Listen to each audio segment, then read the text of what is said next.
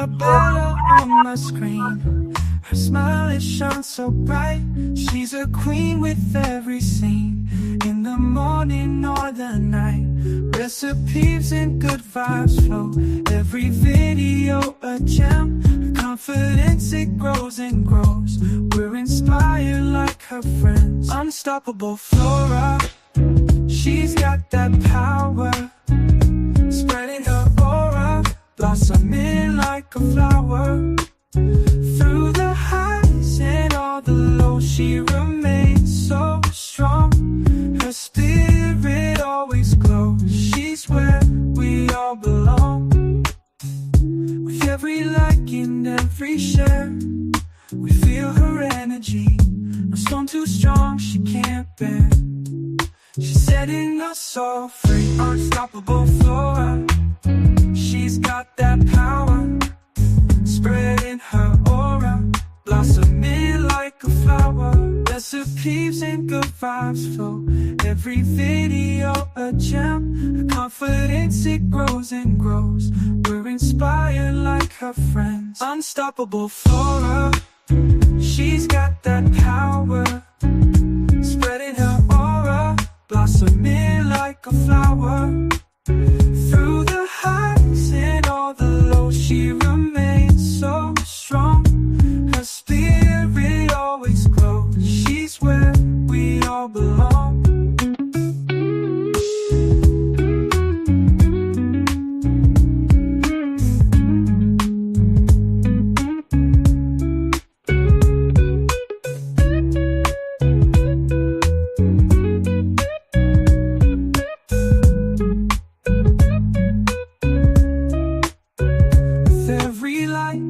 Every share, we feel her energy. No storm too strong, she can't bear.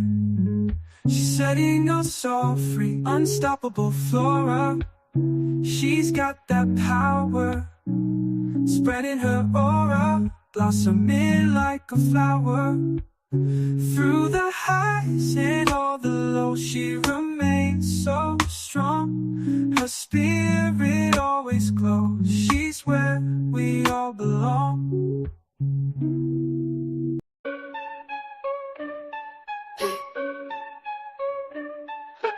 Battle's got power, Florabella stands tall. Every drip, every drop, watch the haters fall. Channel sharp as thorns, ain't taking no mess. Scroll through her feed, feel that queen's finesse. Vines tangle tight, but Flora breaks free. Roots so deep, can't mess with her tree. From the mud she rises, roses from the dirt. Every comment section she lays down hurt. Flora's anthem, blooming under pressure. Resilient, resolving, no lesser. Florabella's reign strong and relentless. Beauty in battle, queen sure defenseless. From the garden green to the concrete wall, Florabella, unstoppable nature's child. Leaves whisper secrets, she's the loudest shout. From the channel buzzing, she never backs out. Seed of strength, through seasons she grows. In the face of doubt, her spirit glows. Cameras ain't a limit, she branches out. Thorns in her crown, she wears it no doubt. Flora's anthem, blooming under pressure. Resilient, resolving, no lesser. Florabella's reign strong and relentless. Beauty in battle, queen sure defenseless.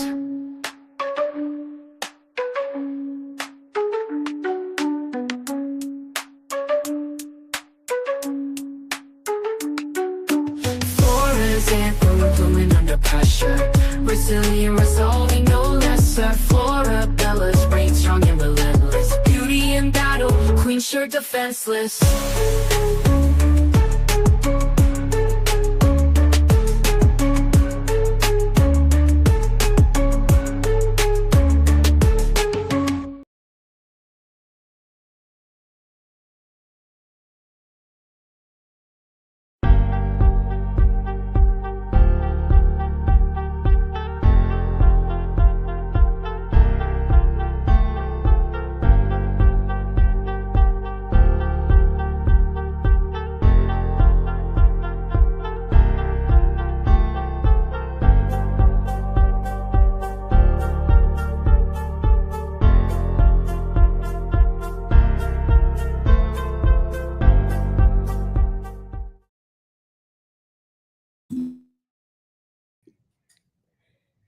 Hello, hello. Your mic.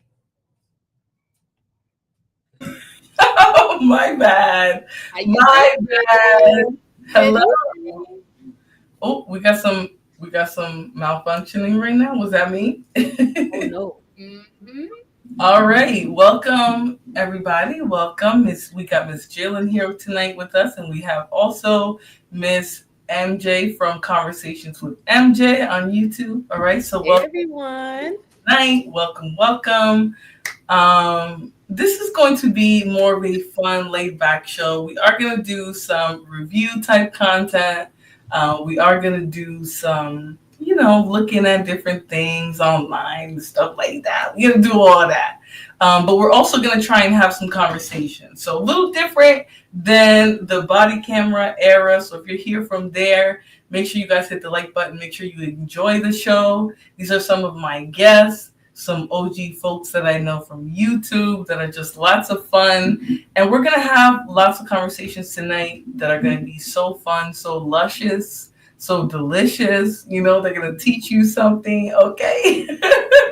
Okay. All right. So I'm going to let MJ give herself a little bit of a intro, and sort of like you can just sort of say whatever it is that you're trying to do on your channel, and just introduce yourself. Anyways, go. Thank you, Bella. Hi everyone. I am Conversations with MJ. That is actually my channel name. I talk about psychology a lot. I talk about sociology, as well as I do reviews, and I try to bring the psychology world into real life world where we see a lot of things happening when we look at reaction videos and review videos. So now you can start to put two to two together what might actually be happening mentally, emotionally with said individuals. But I do try to keep it fun and funky, and I hope that you come over to my channel sometime and check it out for yourself. Right. Oh, sorry, guys. All right. So thank you, MJ, for that little intro. Make sure you guys check her out. I'm going to have her put her link in the chat. If you guys are interested in subscribing, any of that, make sure you do that. Light ER says, from the screen to the pen to the king, where's my crown? That's my bling, always drama when I ring. Okay, the band is coming nice and early, and they like to sing to us. I thought that was a rap right there. Like, Rap, yes, rap, whatever it is. They like to bring that's a us rhyme right there. yes. So thank you so much, Mr. Light ER, for that. We have Miss Bridget Renee in the building. Thank you so much for joining us. It's gonna be a little bit different again from my body camera footage videos, but we're gonna do nice fun topics and conversation as well. So hopefully you guys are like here for all of the mess. I have some interesting topics and I have some interesting guests. So let's see how that works out. I'm over here trying to fix my necklace and it's backwards because the camera's backwards. But it's beautiful. Nonetheless. Thank you much. Thank you much. All right. So, Miss Jillian, do you have any words for the audience? Good evening. I'm just a little psychic over here. I'm a happy sub. I'm just here sitting, listening to the ladies, working with the ladies. No, I don't have a YouTube channel, but these two ladies right here are wonderful ladies, and I enjoy listening to both of you. Enjoy your shows. Thank you so much. Yes, Miss Jalen. Miss Jalen's here. She is our lady of wisdom, lady of intention, of growth, of knowledge. She's just here with us tonight. So hopefully you guys enjoy this show. Yeah, she's our big sis. She's our big sis. I'll take She's the one who comes up here and said, Cállate. Yep. Shut your mouth. Definitely helps with all of that. So hopefully you guys enjoy the show. I enjoy Miss Jalen and her little. Sorry. I talked them off the ledge. We appreciate that. Let me oh Lord. Sorry, I'm malfunctioning already. We just got here. All right, so the first video that I have for you guys today is going to be talking about how do I get myself out of the full screen? There we go. a mystery. Okay. Hey, Robin. What's going on, Hey, boo? Robin.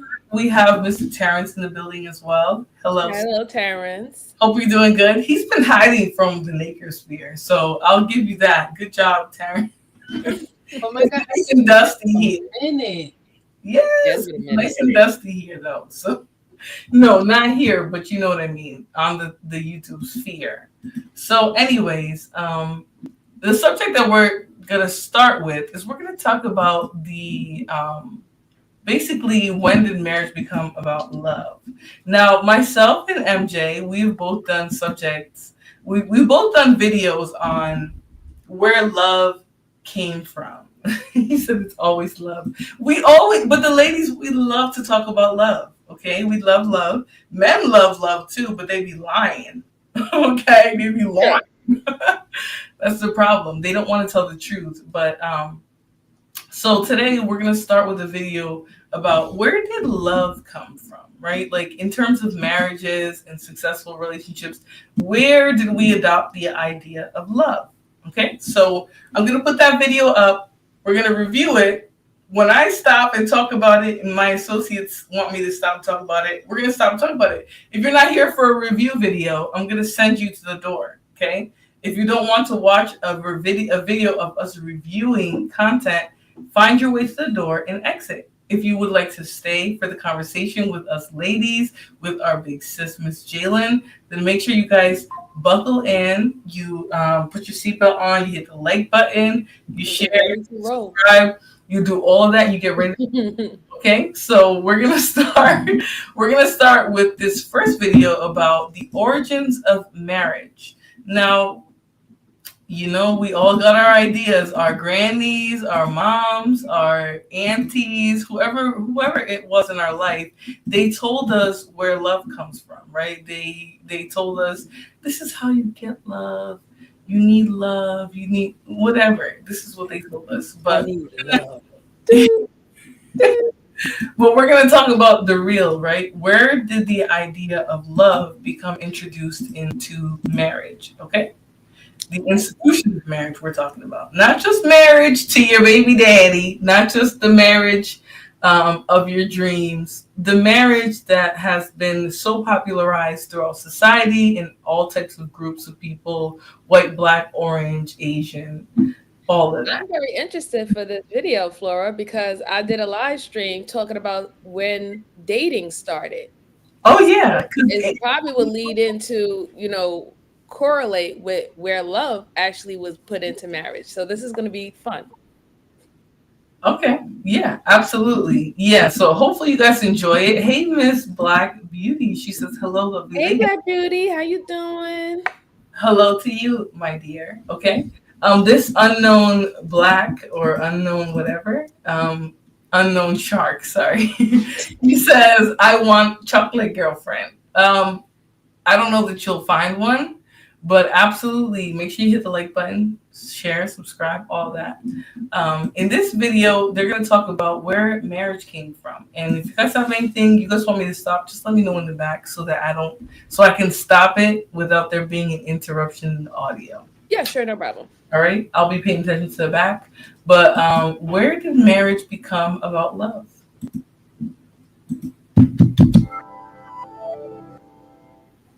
When did marriages become about love? For centuries, marriage was viewed as a practical arrangement between two families. So what changed to make love the basis for the institution of marriage? A practical arrangement between two families. Now, the only reason why I'm stopping there is because, is there a link? Terrence, I will send you a link. I'm not making the link public. I did want another mail. I did want a mail to be part of the discussion. I had another mail. They backed out, whatever. But if you want to join the discussion, just let me know. I'll send you the link on IG. Do you want to join? Because if so, I'll send it to you. You know what? I'm going to send it to you anyways. Not this bandit asking for money. Okay, let me... You guys know I'd be over here acting so messy. All right. 10, 2... Okay, I'm going to send you the link, my dear, my friend.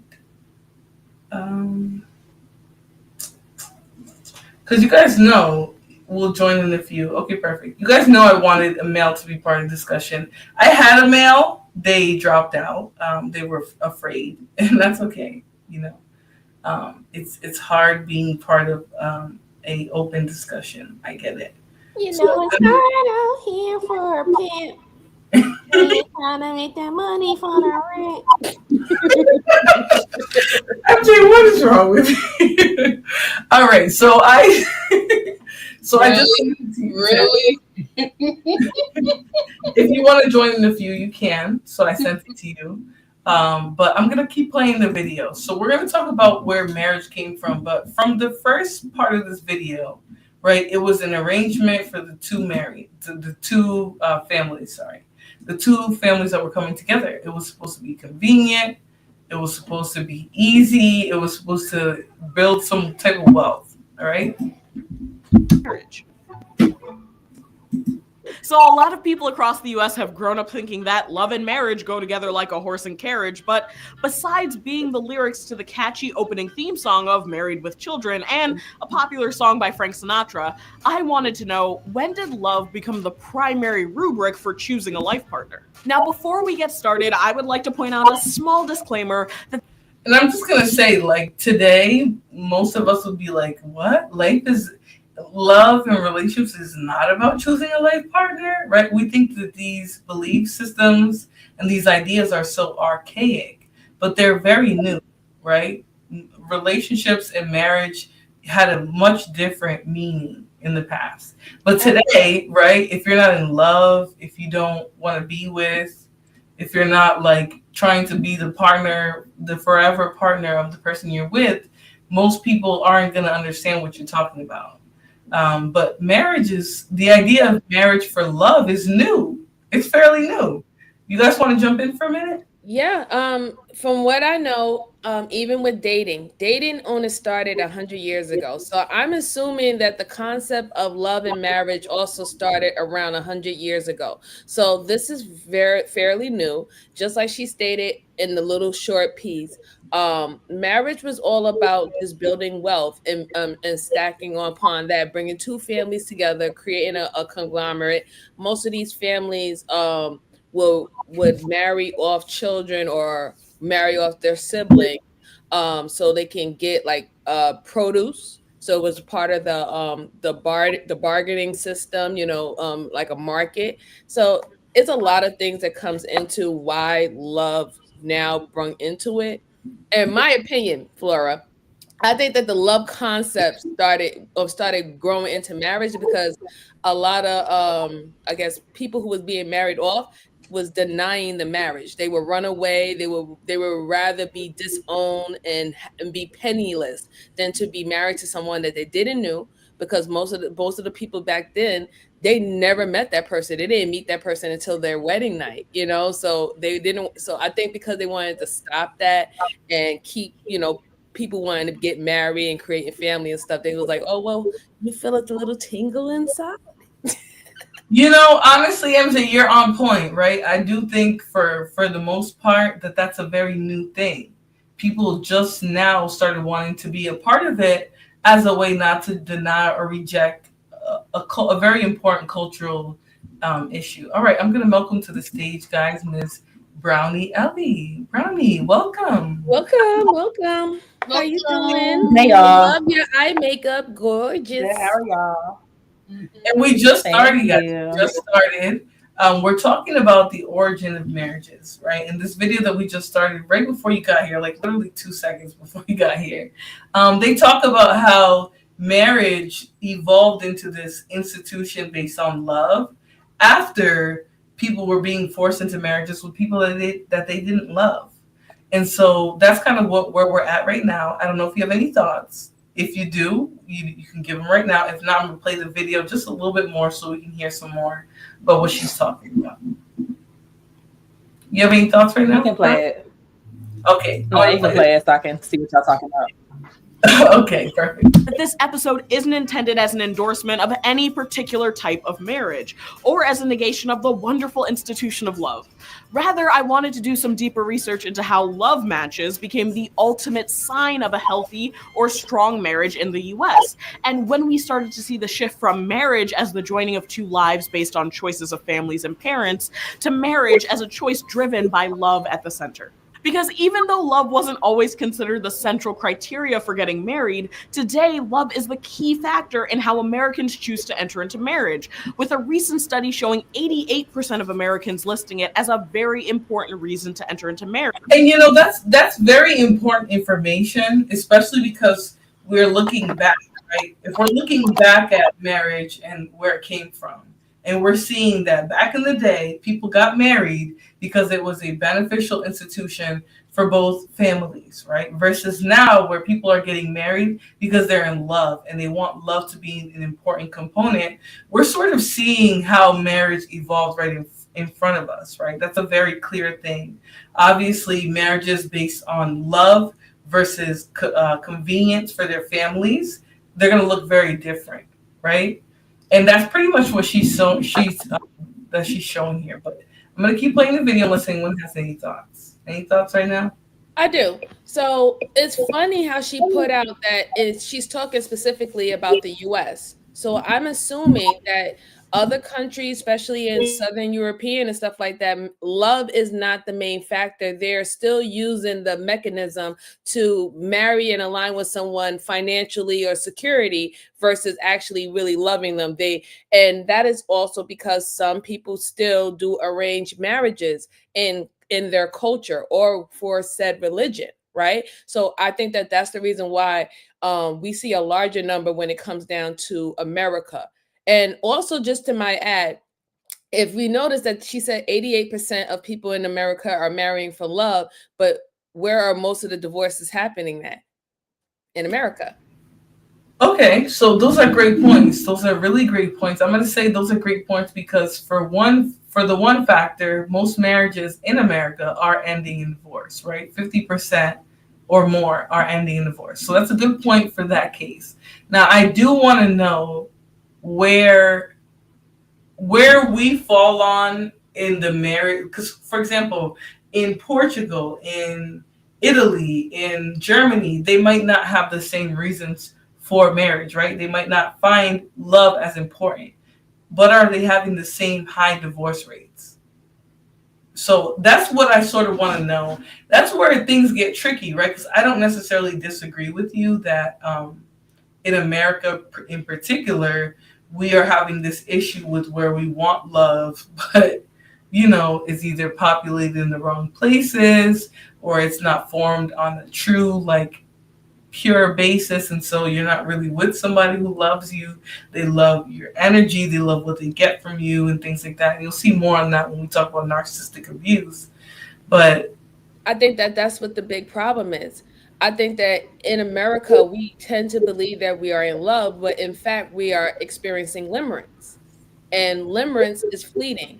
We had some more, just a little bit more for the audience. Yeah, sure. So when you're in limerence with someone, you can love the idea of being with that person. You do not necessarily love that person.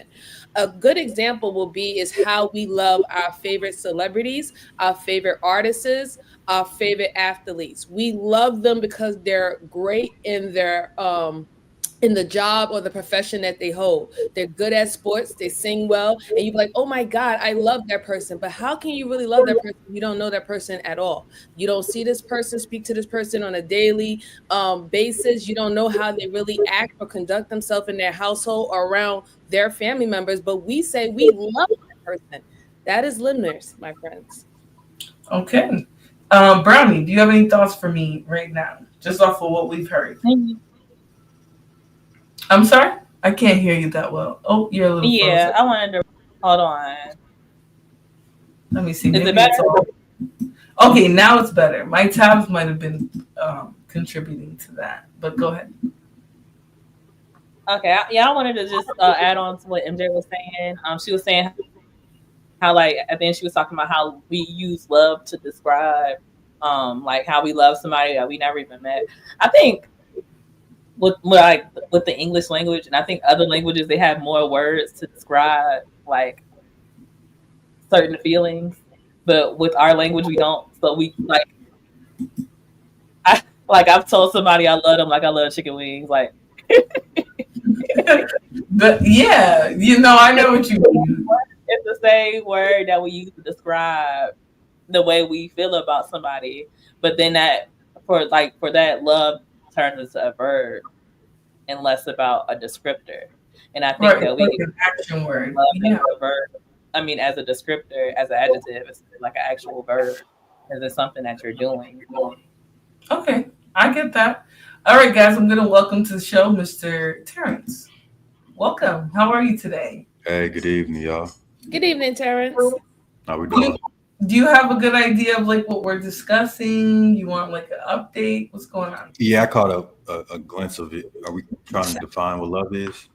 Well, I wouldn't say that, but I would say that we're sort of looking at love in an evolutionary perspective, like from the origins of love and relationships to where we're at now, right? How did we get to like romantic love, falling in love, and things like that? From the origins of love, which it seems to be a more transactional um, instance. And if you have anything to add right now, let me know. You can add that now, and then I'll play a little bit more of the video. If that's the origin of love, I don't even agree with its foundation. Um, I think now more so is we refer to love as bonding, right? So it's how we bond with somebody, and then if there's a strong connection, then we'll identify it as love. But love in itself, I look at it as something that's achieved within self first, so then we can extend whatever forgiveness or attribute we've identified within ourselves and extend that same grace um, to somebody else. And then the bonding comes into place, you know, through the relationship that's built. Okay, so I definitely get that, but it's what it sounds like you're explaining though, Terrence. It sounds like you're explaining sort of like the progression of how an individual feels about love to how it's like fully expressed, right? Whereas I think what we're talking about is where did the idea of falling in love with a man, having children and a family with him and things like that, how did that become our modern idea or belief about love, right? Versus in the past where it was like, hey, as a woman, you're expected to marry a man, have his kids, take care of him, and things like that. How did I'm more so talking about the societal structure and belief of love versus an individual experience. Do you get what I mean? I do, and I think love is rooted in manipulation. If it falls outside of, um, well, that's another. I don't want to go down that pipeline. But Feel free to. It's yeah, if so. I think if love is identified with anything that's external to self, it could be used as a form of manipulation. And that's why I didn't want to go too far down that pathway. But yeah, so that's kind of where I'm at the root. So okay, so now here's my question, because you talked about love and its origin. You said, well, I don't want to talk about that love if it's not rooted in your belief system of love. And I'm not trying to like give you a gotcha moment or anything like that, but I do want to know, like, how does that relate to how people understand love today? Put that question into some context, because I'm not understanding what you're asking. Can any of my hosts help me right now? My co-hosts, do you guys have any idea what I'm talking about, or am I just speaking into air? Which is fine. Like I could be not articulating myself properly. I guess I need you to just rephrase it just a little bit for me, because if we're talking about different concepts of love and how it shows up in different people, that's what's going to be an issue, right? People have different perspective of what love looks like, and they go by on the basis of what their love language is. For example, someone think that tussling or fighting or being very playful, is that's a part of their love language, and someone else will believe that that is annoying or being a way to have a cheap shot at somebody who you're with. So it's really hard to just like, love is such a broad situation, is always going to show up different in anyone's relationship or within themselves. So it's really hard to pinpoint what is exactly what it is for another individual.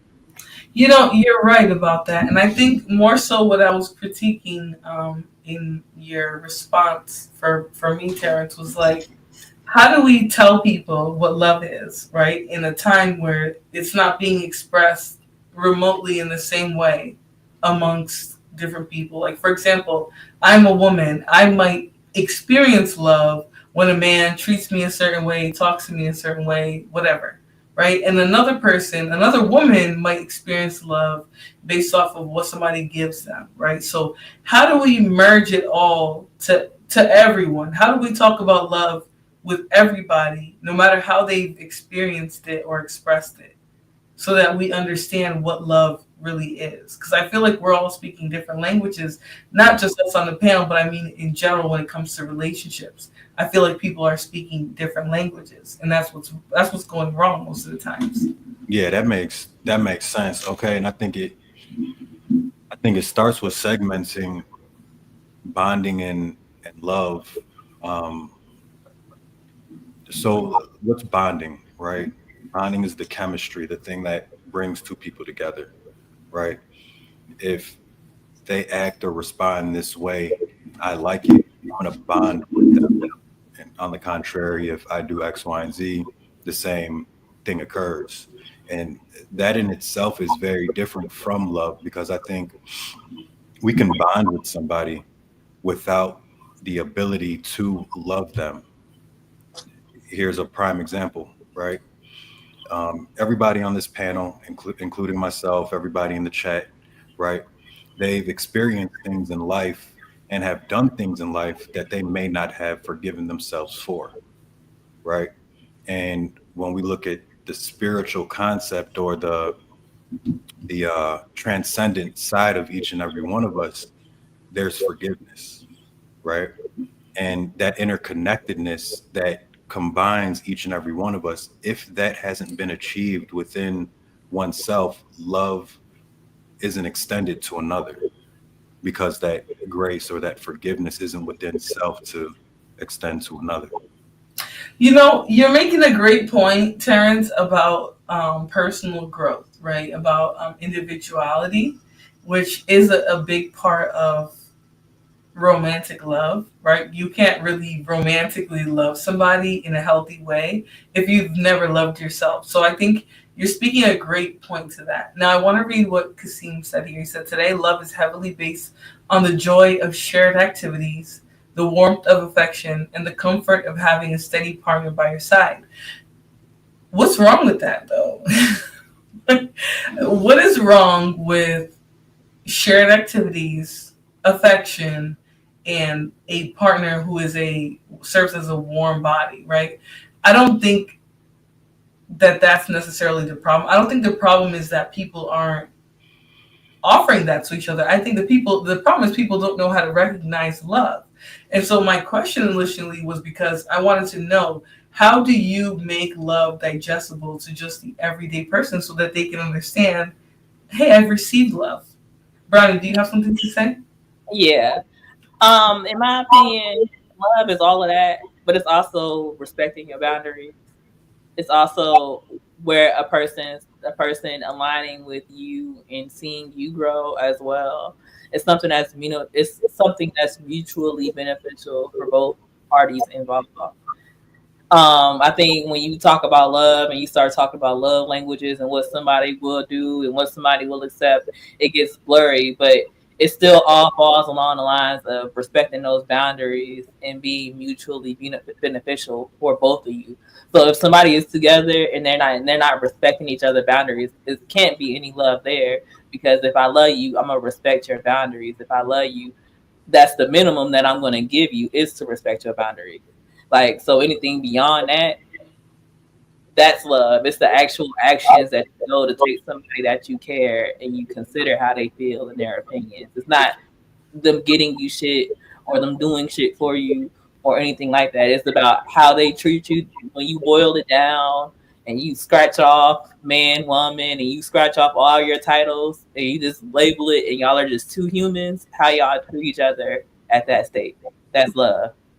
You know, you make a really good point, because what I was asking was more so like that type of question, like how do you boil it down? Like what is the real love there outside of like, you know, identifiable things and like certain traits about men and women that we believe in, things like that. And I do think it does come down to respect, right? Like it doesn't matter your gender. If you respect your partner's wishes and sort of where they want to go and things like that, at the end of the day, you're showing love for them because you're doing something that you wouldn't always do. You're choosing to respect and honor their boundaries and who they are and things like that. So that was a good answer. No, I definitely agree. I definitely agree with Brownie. It definitely has to, if you strip everything else away, everything, like she said, everything that makes everybody believe that you're in love, heart balloons, fireworks, and all extravagant gifts and stuff like that, right? Those expressions of love. If we stripped it all away and we was all still butt naked back in Eden, how will we know that the person that's in front of us love us? How will we show it if we didn't have all these extra things that we use as examples of love and me showing affection? How will we do it? So I agree with her. It will boil down to respect and how you show up and present and be involved in that said relationship with that person. Correct. All right, let me play the rest of this video and let's see. Oh, go ahead. So is it possible to achieve love or love one person and not another? What do you mean by that? Like, is it reciprocal love versus not even necessarily reciprocal, but for example, is it possible for somebody to love and have that one person they bond with, but not love somebody else they don't even know? Is it possible for somebody to love the most egregious person in the world? Yeah. Yes. That's what I'm saying. Because the right person will find something to love, right? They will be inquisitive enough to find a redeemable quality, and that's not necessarily a good trait. So don't get me wrong, but some people who are really good, they'll look for anything good. And I know Brownie, you had your hand up. Do you want to say something now? I was gonna say, like, when it comes down to things like that, like it's people that do egregious things all the time, that have people that love them and have people that love them before they did that action and after they did that action. Like, Yeah. so everybody, like, people can find, I'm not gonna say like everybody is love everywhere. Like, no, but people can separate the individual from their actions and still find a way to love them. Like, yeah, that's an honest truth. Yeah. Like, you could love some olives, and I don't like olives. Olives are disgusting. But you might think olives the best snack in the world. Like, and you might be like, oh, I love the saltiness. And I'm like, that's trash. Not her talking about my olives. I got my olives in my refrigerator. I love my snack. What you doing? That's a redeemable quality. Okay, so I know I've been quiet. I've been listening to you guys, and I don't want somebody, acting out of order, Mr. Fur Baby. Um, you know, Ellie is right. Love is just not the person you love. We always say, oh, I like me, I love the color red, right? So it's like, I think it's more a your mental capacity, like how you think, like how you see the world. Because some people could be just so angry, but love someone for their own reasons, love things for their own reason. Because, like they say, You know, like love is like shaped like a heart, but it isn't. It's the heart that pumps inside of us. Yep. Our feelings and our emotions come from our body. It is because I was listening to what Terrence was saying, and because everybody can have their own definition of how we see things, right? I'm a lot older than all of you on this panel. um, I don't think I was ever in love. Um, Sometimes you gotta make decisions in your life, like um, because like we watching this video, and this video is saying that um, love marriage was to bring families together, right? But I really think is more than that. Like I said, how can I explain it? Not to get too complicated like Terrence, because I understood what he was saying. Um, I think we just put all our eggs in one basket sometimes. I don't think we ever really know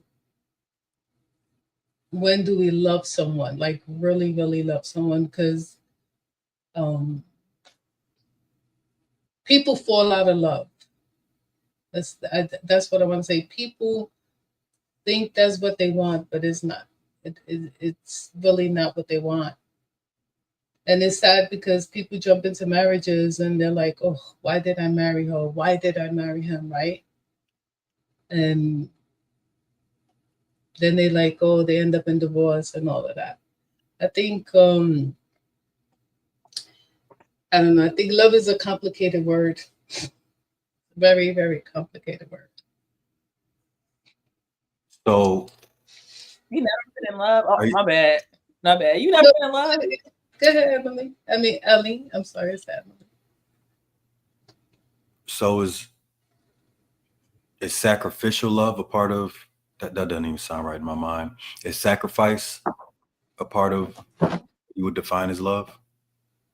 I would say some people will believe that, yes. I mean, there is some situations where you are going to have to sacrifice to be with the person that you have decided that you want to be with. Mhm. But just like you saying the word sacrificial love, that does put a bad taste in someone's mouth, because when you are in love or you are looking for love, that is always supposed to look at it as a plus. So how can you look at love as a plus if you have to minus something away from yourself to get it? I don't think sacrifice is always a minus towards yourself. It's the give and a take. You can sacrifice something. You could be in love and sacrifice, but that necessarily you shouldn't. If that's the position that you're in and that's the situation that you're in, you wouldn't look at it. I wouldn't look at it as a detriment to myself.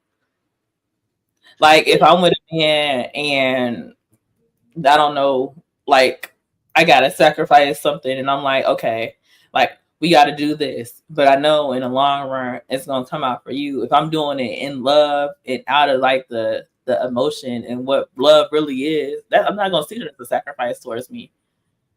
Right. I mean, I would say like in certain situations, the sacrifice you made to move you and that person forward, that's great, right? Because you can see the addition that's going to come from that.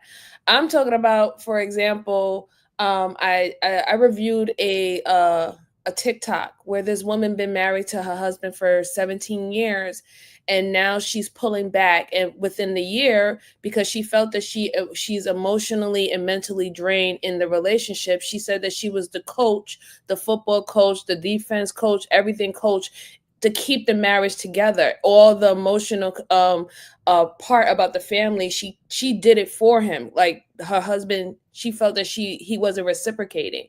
And now at the end of the year, she's tapping out because she said that she's drained and she didn't feel like she had anything left for herself, and he's not, reciprocating, where she's feeling like, okay, he's replenishing while I'm out there supporting, he's supporting me.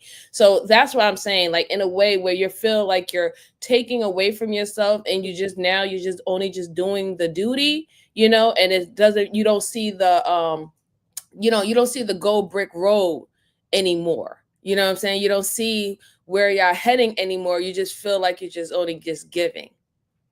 But that's where that respect the boundaries thing come in. Yeah. Yeah. I was going to mention the same, like a similar thing really quickly, Brian, then I'll let you go. I thought, like, when you mentioned not respecting the boundaries, I was more so thinking of, like, you setting a firm boundary and the person overrunning it. Like, I wasn't necessarily thinking of, like, you doing things a certain way and the person going along with it. But can you just clarify really quickly that part of it really quick for me? And then Brownies, I'm sorry, you can go, and then I'm going to play the video. Oh, you want me to clarify? Yeah, because I wasn't sure. Like, I thought I was saying the same thing as you, and then you said one thing that made me think maybe we were a little bit on a different perspective. No, what I was actually talking about is, like, for example, if you are no longer growing in your relationship, most people, they want to grow together, and you feel like you're stumped, or you feeling like you're taken away from yourself, and you don't see the shiny metal at the end of the road.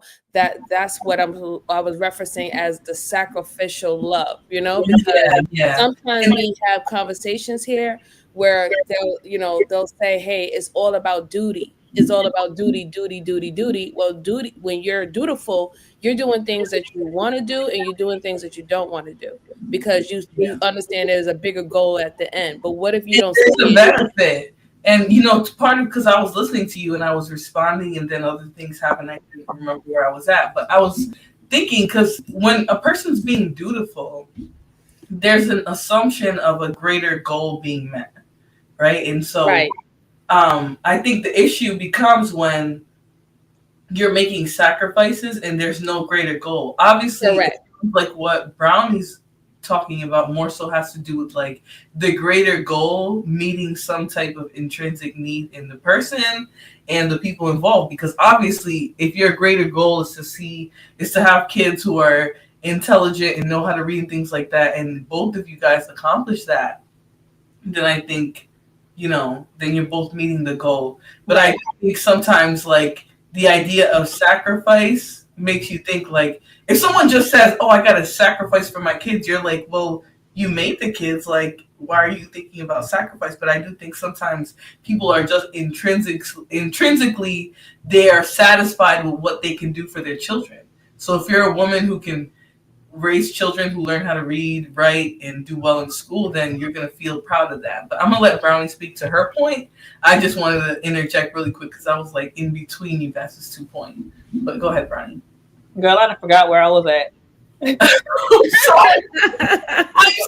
Write it down. I got 88. Write it down. Get your pen and paper, Ellie. I'm sorry, because I was, like, somewhere in between, because I was listening to you and you were literally making good points about, hey, sometimes you're just going to be happy that people are doing what they need to do, and that, you know what I'm saying? Like, you're not going to feel like you're making a sacrifice because you also want that same goal. I remember now. Okay. You was talking about that lady, MJ. I saw the video that you was talking about.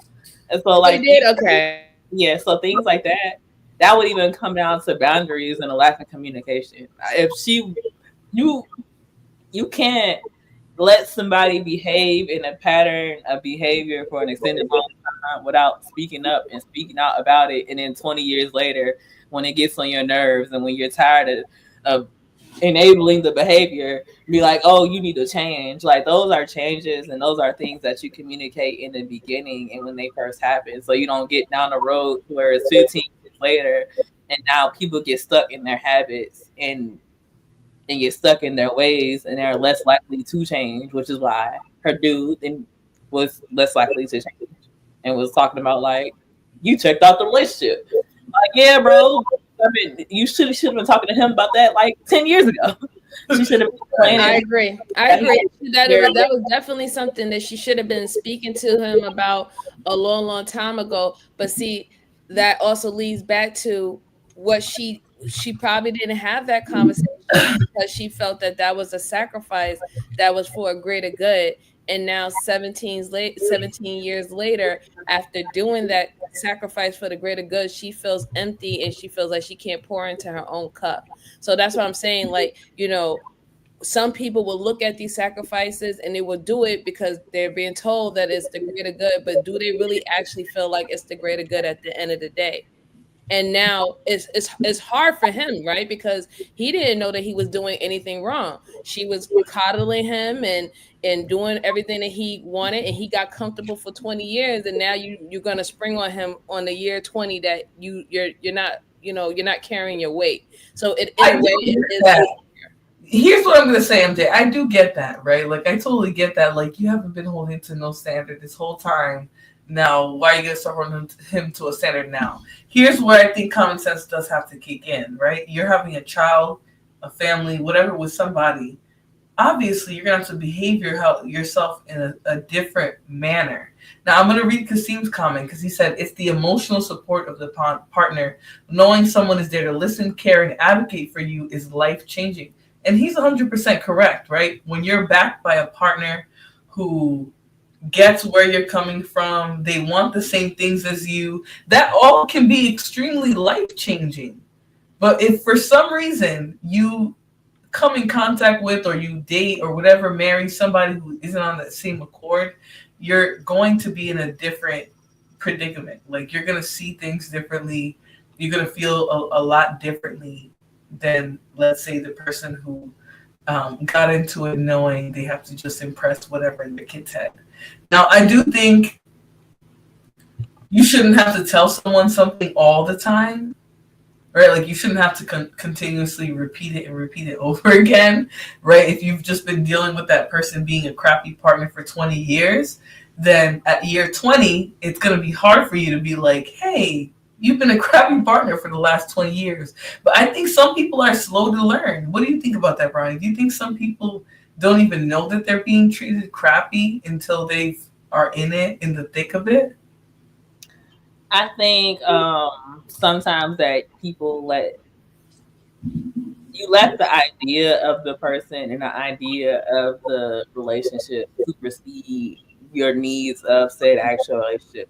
So then you look up and so much time has passed and you like, dang, like, I keep going back and forth with this person looking for this thing, and it's like, really? You never came to the record that, like, you never came to the realization that person never had it to give. Like, they never had it to give to you. And it's like, at that point, where are we going to go? Where are you going to go from that point? But if you sit here and you repeatedly, if you have to repeatedly ask anybody for anything, one, they don't care. Or two, they don't have it. Like, so how many times am I going to ask you for $10 before I realize that you ain't got that shit? Like, yeah, and that's a good point. That's the point that I love that you are making, though, is that sometimes what you want is out of the capacity of the person. So when do you accept defeat? Like, when do you understand, hey, I've been dealing with a bandit this whole time. He has no idea how to give love, It's not accepting Can defeat. I say something? Go ahead. After Ellie finishes. Go ahead, Ellie. It's not defeat. It's you recognizing because once you recognize that person doesn't have what you're looking for to give, you can approach the situation from a different perspective in a different way. Okay. But that's fair. If you're forever like, oh, I need this, and they're forever not coming through on it, then you're just stuck there until you realize they don't have, because they can treat you right. They can do everything that you want and everything that you need. But then it's this one thing. And it's like, are you gonna get mad at this one thing? Is this gonna make and break the thing? Or are you just gonna realize that maybe this person isn't that, they don't have that to give? Maybe they went through something in their life. You come to understand the person that you're with. And I feel like with understanding, that's another level of love, is to be able to understand and accept. I ain't saying you gotta accept that shit, because don't be accepting bullshit, like, no. But just understand that you gotta give. No, you made a really good point, though, and you keep making good points. It's tough because if you do, for some reason, run into this person at the wrong time, and they just don't have it to give to you. Like, how long does it take you to realize they don't have it to give to you? You know, how much grace or time and information do we allow a person to realize, hey, you're beating a dead horse, right? Like, you're expecting this man to be a father, husband, protector, provider. He's never been protected, provided for. He's never seen a husband. He's never seen a father. You know, like, how much are you expecting out of a an empty vessel? It's when you're done. When you're done, you're done. That's when you know. And simple. I wish we could take women to the, I wish we could take them to the edge before that. Like, because I feel like, because some people, if they've never, especially if they never experienced nothing, they will be done late, and they will go through it late. They'll go through it for a long time with somebody that I think if they maybe had the experience or discernment, they would cut it off a lot sooner. So for me, like, I'm trying to figure out, like, where do we meet the women who think that they know what they're talking about, but they really have no idea. They don't know the man. They don't really see the incapacity and the lack of foresight or intelligence at all in the man. When do they, or woman, whatever, when do we tell them, hey, okay, you've seen enough. Don't keep subjecting yourself to this person or whatever, or stop. Where's the line is my question. When they go looking for that advice. When they go looking for another answer because they're not accepting what they're dealing with, then they're ready to open up their ears and listen. You can't force nobody. We have seen it in many situations where people stay when they want to stay and people go when they want to go. And some of them, they take a little bit too long, a little too late, and some of them move faster or prejudge before they actually really know what was really going on. But you have to wait when people are actually listening. They're opening up their ears to listen, and they want new information that they don't know to resonate with them. Okay, good answer. Go ahead, Brownie and Terrence, whenever you guys want to jump in. Go ahead. Terrence got it. Y'all leaving me out, man. Feeling left out. Oh, I'm sorry, Miss Jalen. You can jump in too. I figured you would, but no, go ahead. Go ahead. I think, and that's why I harp so much on that internal love first, because all of the different traits that we're talking about now, like, oh, I'm expecting somebody. First of all, giving anybody an expectation is giving them the opportunity to hurt us, right? We value them enough and we trust them enough to provide them with an expectation, right? So that's like saying, I expect this to get done. I trust you to be who you are to fulfill whatever it is that it may be, right? And we tend to overlook the fact that that might not be who this person is. So giving expectation is a huge value, right? And then on the sacrificial piece, if that thing isn't acquired and we're giving of something that's not of ourself, then it leads to like the bitterness. It leads to the resentment. It leads to, nigga, I gave you all of me and I have nothing to show for it. I wasted my time. Right. Yep. Right. I made all of these moves to give of myself to provide for this relationship. And this is nothing like what I expected it to be, sacrificing of myself for this given outcome. And when that's not achieved, then there's one hell of a problem, right? Especially if that bitterness and resentment turns to like malevolent type behavior, cynical type behavior, and it gets generalized across the collective. Which leads me to the next point, and it's like I think,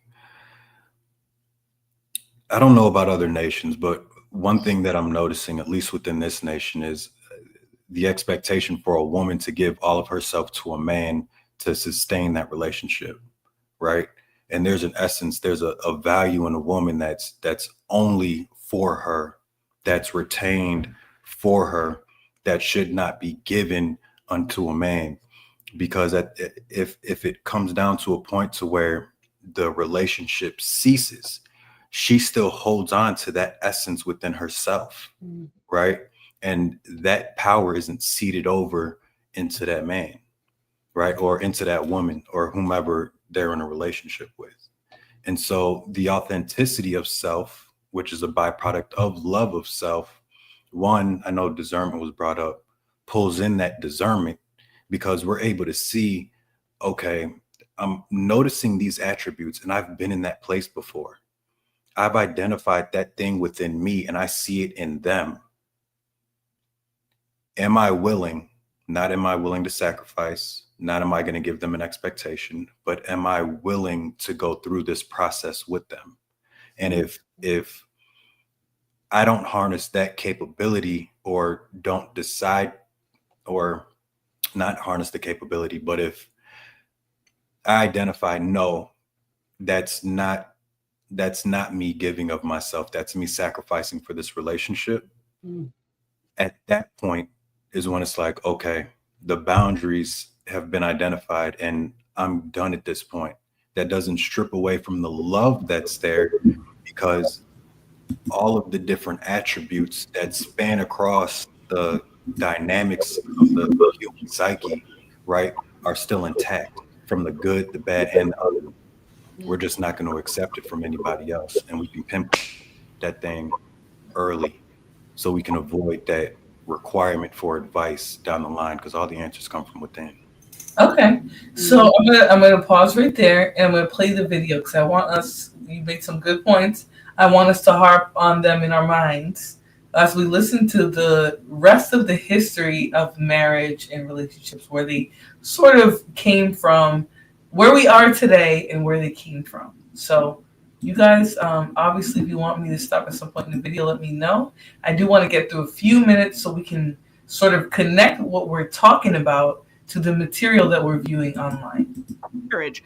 Over the 81% who listed making a lifelong commitment as very important, the 76% who listed companionship as vital, 49% who thought having kids was key, and the 28% who thought financial stability ranked high marks.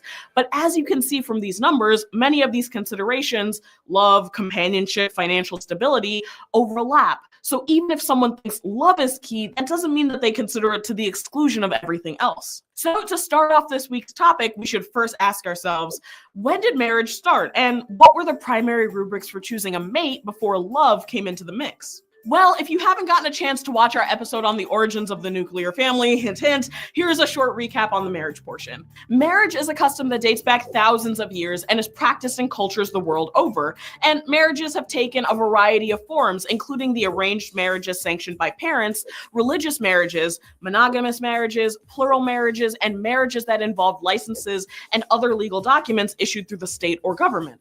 Also, since divorce and annulment were considerably less common until recently, either due to a lack of legal recourse or because of the social stigma, marriages often lasted longer, although that doesn't note whether they were more functional, happy, and harmonious unions. But according to Stephanie Coontz, author of Marriage, A History, the love match is a relatively recent phenomenon in Western marriage customs. She says that what marriage had in common was that it really was not about the relationship between the man and the woman. It was a way of getting in-laws, of making alliances, and expanding the family labor force. So, not exactly.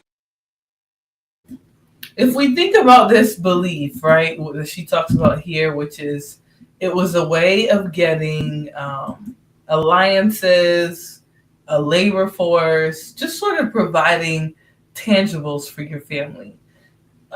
How do you guys feel about that versus where we are today, where love is like this romantic thing and we're just supposed to fall in love and things? How do you think that we came from an institution that was supposed to benefit everyone but us to an institution of love? Laura, this confuses me. Go ahead. Because I'm not a. I started watching I'm gonna use Game of Thrones, right? The way marriages were arranged, like they put the game table out and the king say, "Oh, you're gonna marry this one, you're gonna marry this one," right? So she's saying the same thing that marriages were done. Now go to the next screen. It says to the in because of the in-laws. Go a little bit further. Now, tell me what you're trying to get at here, because the unfortunate. No, but what I'm saying is that because back then was arranged marriages. This is what she's saying right now too. That marriages were arranged. Go to the next screen after this one. It was Getting way of in-laws, of getting. making alliances and expanding.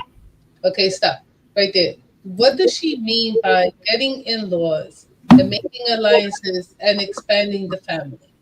So I don't know how much you know about, like, for example, America and the family structure and how they built their American dream and things like that. But I will say this: I will say that when it comes to families and marriages, it seems like it's always been like an institution to build lineage, right? To build legacy, to build inheritance, whatever. So I do feel like to some extent, when people chose, oh, I heard something. I think it was a bark. But when people chose partners before, it was more so like so that they can inherit or get something out of it. So when they married somebody, they were looking for a marriage where maybe they got a house or the husband's family provided something to them or whatever. Like it wasn't just like this transactional thing that benefited their families. It was still very transactional, but at some point it began to benefit them as well. So I think that's where some of the disconnect is. I think maybe the people who are looking at marriage in the past are looking at where marriage turned into this thing where it's like, okay, you're going to marry the stranger that you don't know, but it's going to benefit your family. It's going to benefit your lineage because you're going to marry into a family of important in-laws and whatever and things like that. I've never seen it like this. Like I'm looking at this, I'm like, what? Yeah, and marriage is a historical thing, though. Go ahead, MJ. Were you going to say something? No, I was just gonna say, we have to also consider that some people bring over the tradition of a dowry, which in fact benefited the family. It didn't necessarily benefit the person that they were marrying. Like that dowry didn't go back to the new family that was being established. That was a bride price for the family, for the in-laws. So if it was a goat, whether it was actual money, currency, there was something that they were getting from this union being together. And then when you continue on, Flora, with the video, when they talk about children, the reason why, take it outside of people who are wealthy and what they used to do with their children. Farmers and stuff like that used to marry the milk girl or the farmer girl. Guess why? Because child labor was a real thing. The child slave labor was a real thing. People was having numerous of children to have them work their fields. So we have to also consider that as well. Yeah, no, and you're spot on with that. I was hoping that somebody would touch on all the different uses that these different things have. Because today, when you talk about farm labor, people are gonna be looking at you like you're crazy. But at that time, it really was about labor, right? These men were marrying their children off to certain people or certain groups because they felt like that group had a quality or a trait that they wanted to inherit into their family. So whether it was being a hard worker, whether it was knowing how to put the farm together, whether it was being a good parent, that's Blacksmith. yeah. Go ahead. No, I said blacksmith.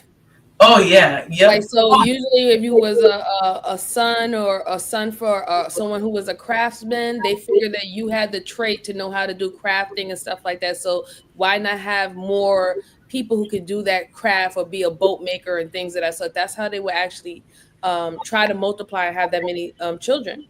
Absolutely, that's exactly what I meant. They're trying to pass along these beneficial traits. If you're a carpenter, they're hoping that if they reproduce with you, their child will be a carpenter or have the dexterity or whatever it is of a carpenter. So you're exactly on point there with that one. All right, let's continue. We're gonna look at the video. We're gonna try and keep it minimal in terms of definition to what they describe these things as. The family labor force. So, not exactly hearts, roses, red boxes of chocolates, and warm, fuzzy feelings, but it brings us to our next question. When did love start being considered the primary reason for marriage? Well, according to Dr. Aparajita Gidigunta's blog, some of that has to do with marriage laws and property rights. In early marriages and societies that established property laws through children, Gidigunta notes that monogamous marriages were a way of legitimizing children, with men claiming their offspring and wives as part of their household and property. Charming, really. This ensured that any family wealth passed down accordingly, but starting in the 10th century in Europe, the concept of consent in marriage became more vital, with the idea that unions between two consenting parties should be approved by a religious body and before God. So love before the union began wasn't considered the only focus, but consent and family approval often were.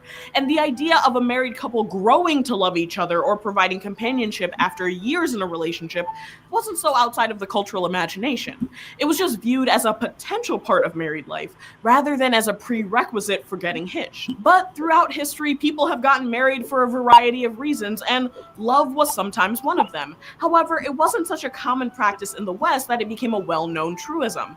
That didn't start until the 18th century, when the idea of marriages based on romance as an ideal started to slowly emerge. And this trend continued into the 19th century, because businesses and factories weren't the only thing that the Industrial Revolution, revolutionized. As people began to move away from family areas and into more densely populated cities, we saw the rise of Enlightenment-era ideals that focused on individuality and the happiness of the individual. As a result, in Europe and the US, some folks were picking their own partners for the first time, rather than relying on or considering the larger family structure. So, with people moving away from the influence and protection of their parents' households in order to make livings in large cities, all of So, I think that's a great understanding, but it doesn't fix the understanding of like the fact that many people were still looking at marriage as a functional thing. So like if they just switch from functional marriages that benefit your families and things like that to love, this might explain why some people are so dumb in relationships. Because if there was never a smooth landing from like, hey, you're just going to find love based on someone you're attracted to and gives you that warm feeling of love versus somebody who actually benefits your family and things like that. If there was no smooth transition, then that sort of explains all the bumps in the road that people have gotten throughout time. I see some head shaking. Go ahead and jump in. Because it looks like a business. Say that again? It looks like a business. Right. There's an orderly way. Everyone's working. Okay. I get that. Any more thoughts? I would definitely say that yes, it wasn't a slow move transition into love being the primary reason to marriage. Like I said, I talked about dating, and I told you that the love topic was going to correlate when dating starts, because dating start during the 1900s, the early 1900s. And while they're talking right now about how things started becoming industrial and people was actually moving away from their family farms and big houses and stuff like that and going to make their own trade and stuff like that, they had to find a way in that industrial world where they was going to have social gatherings and connection. And then by me doing my research and understanding the concept of dating happening in the 1920s when the automobile was created, because you could actually leave your house and go to a restaurant and go to a park. It just sees how we had it started to flow into that because we started moving into the industrial age when we started doing things that wasn't necessarily what your family was known for doing. If your father was he owned a whole bunch of crops and he had businesses all over the world, stuff like that, and you didn't take on the family business. You wanted to be a paper boy. You wanted to work for the newspaper. You wanted to be a lawyer, a judge. That's why we see that kind of quick transition, like everything was moving fast. People was doing things that was out of the norm. Mostly everybody took the profession that their parents held or what their father held. And now with new ideas, we're building buildings, we're creating machines and stuff like that. These new professions, these new job professions that's coming out. That's the reason why we didn't have a smooth transition, in my opinion, anyway. I think when you talk about the transition of it all, not necessarily when you were dealing with these arranged marriages that were to benefit everybody else other than two people that was going to be laying in the bed together at the end of the day, you kind of take out a lot of the interpersonal dynamics between somebody actually choosing who they want to lay with at the end of the day. So you start, obviously, family A marry family B, they meet up and they like, oh yeah, my son. And sometimes they did this stuff when these kids were little, like 2. They was like, you got a 2-year-old, I got a 2-year-old, I got a daughter, you got a son. We like y'all like us. All right, our kids gonna get married. And that was how it set. And when them kids reach of age, they get married and they don't they don't have any choice, no options. But when you put in the choice of you actually being able to choose who you want to be with, not for anybody else other than for what you want, that's where the change is. I think that's where the disruption is, because people don't necessarily even know how to choose, because because before there was kind of no choice. Like there was no choice. Like if you were raised in a culture where people picked out who you were gonna marry before you even born, like there was nobody. You just a player. You just a player on the board. Like you're getting married, but you're just a player on the board versus you actually being able to choose and actively pick your partner. And that came, what he said, during the Industrial Revolution, when people were able to go out and when society was becoming more individualized and less about the groups. Like rich and wealthy people, they still operate like that. Like real rich people, they still operate on those levels where, okay, my son, we up here, we in tech, and my son and your daughter is doing what she doing, they gonna be together. Like those ways are still operated when people have those assets and have those lineages. But when most people in America are operating on an individualistic perspective, we don't give a fuck about our family. Like, so I just wanted just to state what Sophia Lyon said. So dating started in 1900. The dating that we see now, when actual individuals are picking out their mates and who they decide to get in a relationship with. Courtship, however, yes, it did happen a very long time ago, but it was still under the guidance of the parents. People still couldn't just marry whoever they wanted. The parents would set up at least 4 to 5 suitors, and they had to pick between those 4 or 5 suitors that the parents or the family agreed with. So that is the difference between courtship and the difference between dating, because courtship still had the family involvement and on who are the selected people that you can choose from, whereas dating, nobody tells you what to do. You date who you want. Here's what I will say, because I do partially agree for a good portion of that in terms of the relationships and things like that you build today versus back in the day. But I'll say this. Back in the day, dating was synonymous with courtship. And so when people thought about dating, what they really were thinking about was the fact that you're courting this person, they're taking you out, you're learning them, there's a chemistry there or not, right? And it ends. That's sort of what dating was before, right? Where now today we understand dating for whatever boundaries the two people involved have, low or high. So if you have no boundaries and you're dating somebody with no boundaries, you're going to be in a relationship like that today. Whereas before it was purely based off of societal standards. So if you were in a relationship with somebody and you were hoping to get married, you're not sleeping with them, you guys aren't, you know what I mean? Like there was boundaries clearly in place. Right, because courtship is about supervision and courtship is about marriage. That's the only reason why you're even talking or dealing with a suitor is for marriage. Dating, dating today doesn't have anything to do with marriage. It's something that you talk about while you're in the midst of dating someone. So that's Right. why it's the difference. Because people who are dating today took the term dating and separated it. But at the end of the day, they all come from the same place, right? Courtship, relationships, dating, they all come from the same place, which is you should date somebody who you want to marry, right? And to marry somebody, they should court you, and you should whatever. You should go on the relationship journey where you guys try to get to know each other and see if the traits that you have match and all that things. So I think it's, the language that we all use is very similar, but what we're describing is so different. That's why, like, you hear dating today, you're like, oh hell no, this sounds nothing like courtship. But if you were around when courtship was around, you would be like, okay, dating, courtship, very similar, right? You would see them the same way because that's what people expect of you and of your relationships, of your dates per se today.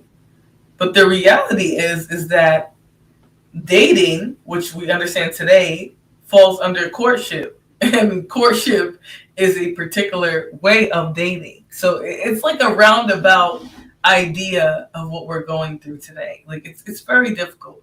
For me, I'd say that if you're not having intercourse with the men that you're going on dates with, then you're engaging in courtship. But if you're sleeping with them, I think that there is more of like a dating thing going on. It's very more loose and open. So it's difficult to have the conversation today because the boundaries are different. Like I'm gonna play for you guys a video of Mr. Bernie Mac. He was making some jokes about women and fellatio. And today, Oh, dude, I remember. and today, like relationships and love and sex and fellatio, all of that is like par for the course, right? We're all talking about it. It's happening. We believe it.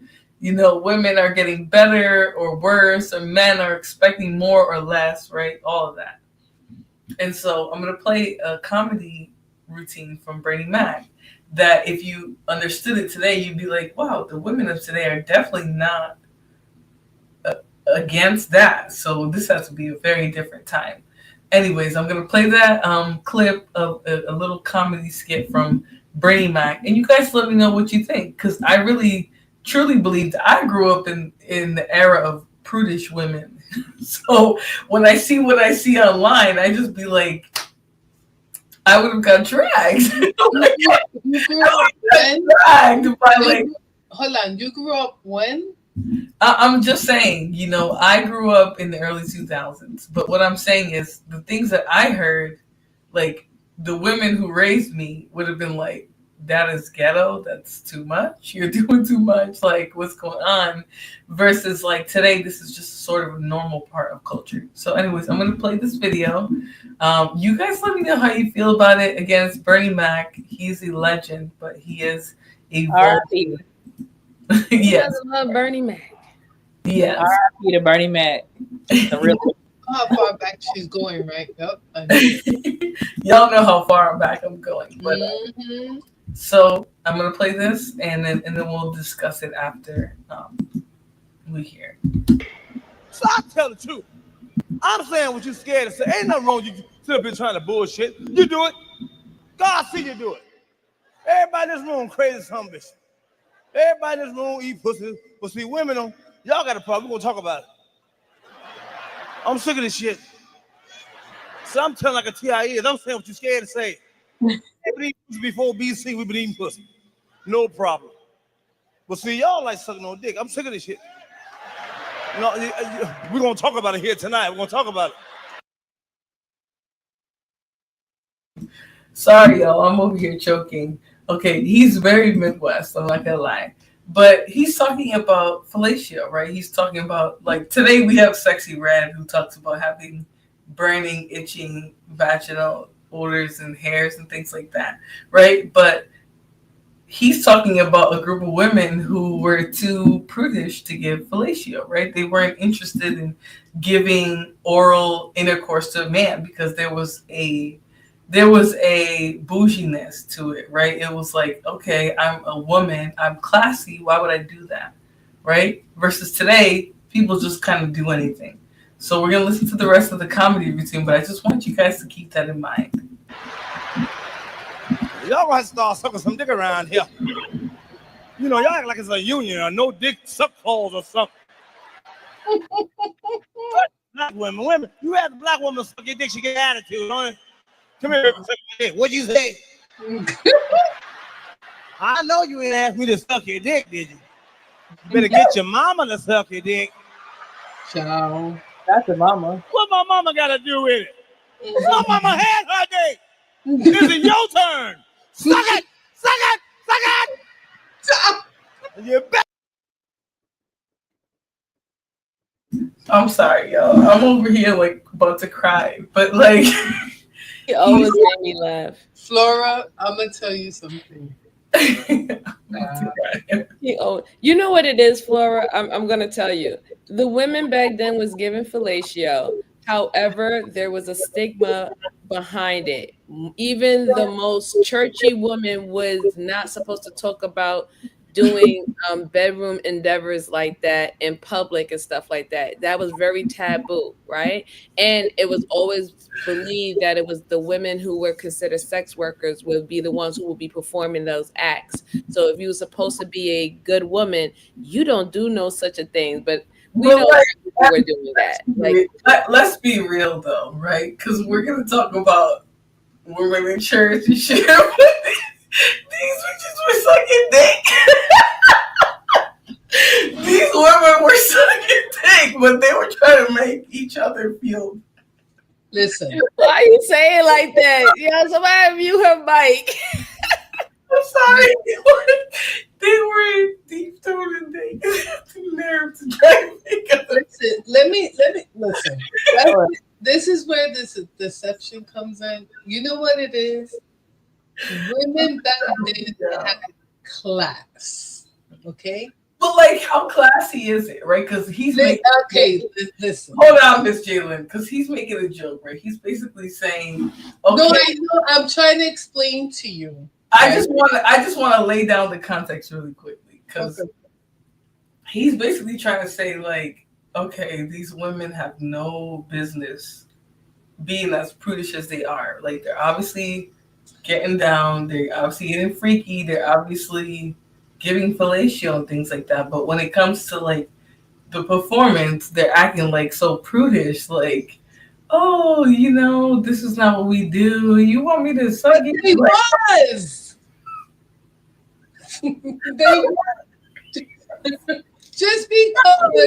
just because they wasn't flaunting it in front of everybody, the women were getting down. They just was not spreading their business. That's all. I just want to know, like, what made it like this. You know, that's like, I guess it's difficult for me. Like, why, Brian? I know you're trying to say something. Go ahead. Society nowadays is extremely hypersexualized. So a lot of things that back then that were taboo are not taboo today because we've been overexposed to a lot, like fellatio. It's a bunch of other things that I can name that I'm not about to name right now. But that was like something unspeakable. And now the salads. Go ahead. Truthfully, I blame HBO Real Sex Take 22. No, That's what I blame. No, you had WHT and SH Showtime and all them, no, and the squiggly lines. Okay. No, that was regular. That was regular stuff. What wasn't it? The Playboy Channel, Ellie? Don't be asking me these questions.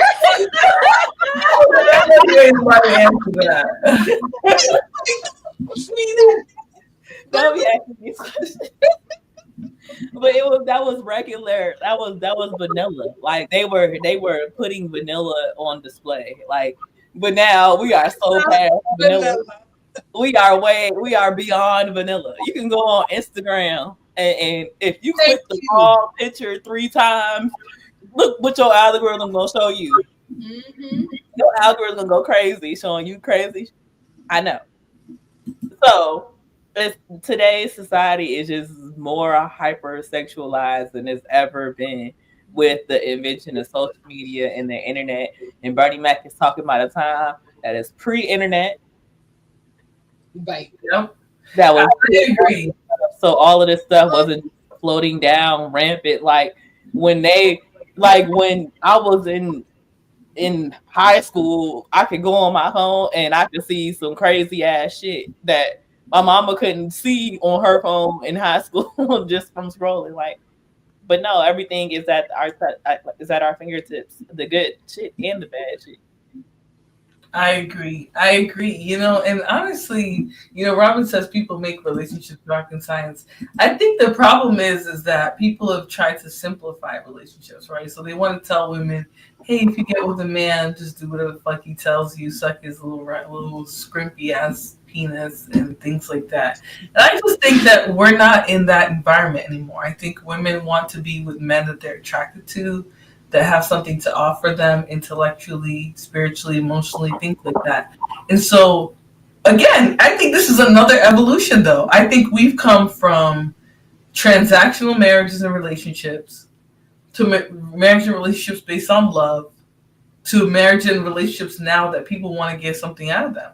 Because I do think they all offer something different. Because even that love relationship, right, to a woman who's never had it, for example, she knows she's not just going to get the average man to love her, respect her, cherish her, or at least the average man that she's seeking, right? Let's be real. She knows she's not going to get them to just love, cherish, respect her. And so I think now, like, in order for people to narrow down the people that they do give a chance, that now the wall has gotten a little higher. It might have not gotten higher, like you don't want a millionaire, you don't want a guy with a six pack who weighs under 200 pounds. Like, I know it's not that specific, but now it might be specific. Like, okay, you might take a guy who's not a perfect body, but he got to have good personality traits. He has to be a provider, protect, whatever. Like, I just think that since the advent of marriage, where marriage benefited everyone but the woman, to where we are today, that women have started to include things in their ideas of marriage and relationships that benefit them too. And so some of us today might not marry a guy if he doesn't offer some type of financial benefit to the relationship. So for example, if he doesn't buy the house that you guys live in, or he doesn't pay all the bills or whatever. Like, I think that as love evolves, people's understanding of it is evolving too.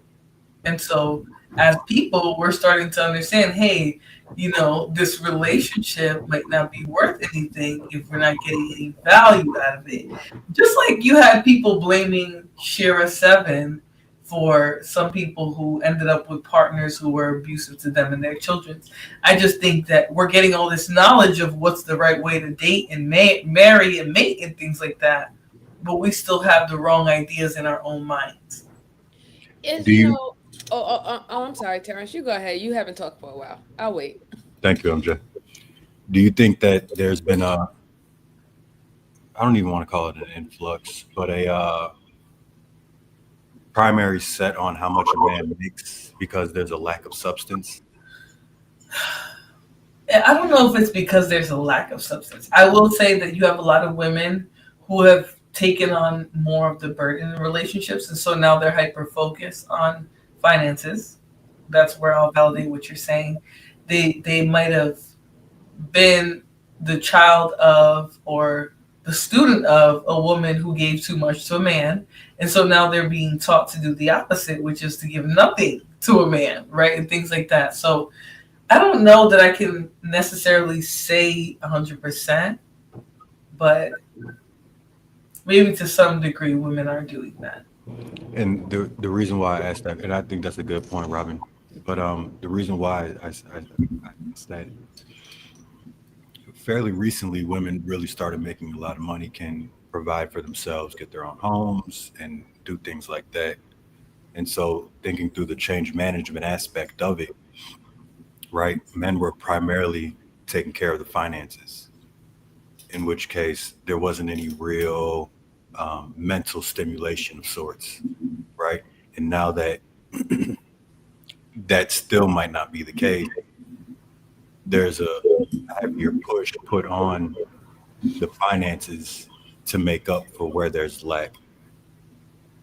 It's a it's a thought, right? I don't know if it's an absolute, but yeah, thoughts. So here's my question, and anybody can answer this though.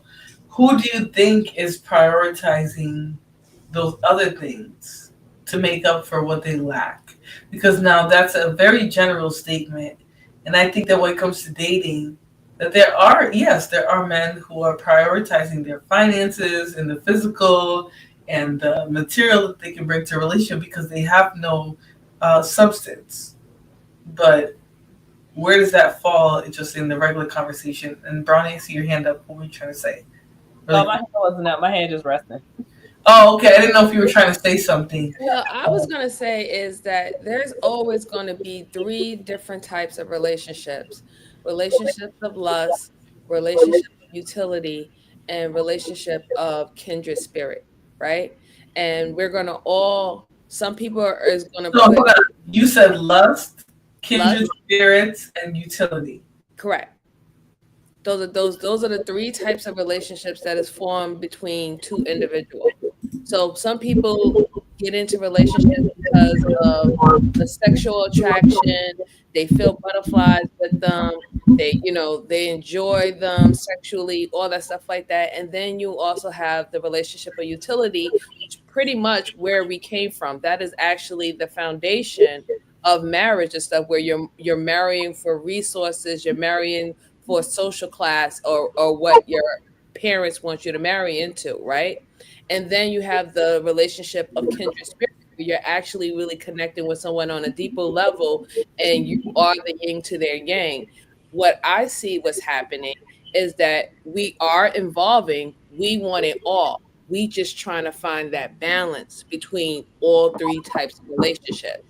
And then some people are realizing that they might pick one set of relationship, let's say the relationship of utility, and they're feeling that they're not content because they actually want the relationship of kindred spirit. They just wish they could find someone who will fit the financial the resources part of that, right? It still have this kindred spirit. And when they're not getting that, they feel lack, and then they no longer want to participate in the relationship that they asked for. So yes, we are involving. We do want more. We don't want to just settle on one thing. We feel that we can find the balance between all different relationships.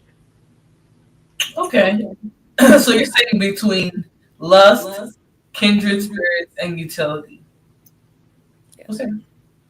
Brownie, did you have something to add? Terrence? No, I'm good. Thank you, though. Okay. No, I think that those are really good points, because I do think the types of relationships that people are seeking today are very limited. I don't know if they're limited to these three. I did like these three because they're very concrete, right? Either you're lusting out after somebody, meaning they have a trait or physicality that you really like. They're kindred spirits, so you guys get along. You have some qualities that match with each other, or there's utility to the relationship. So I think those are really, really good, concrete ideas on why people get into relationships. I will say that today relationships seem focused on lust. So a lot of it is about like, are you attracted to your partner?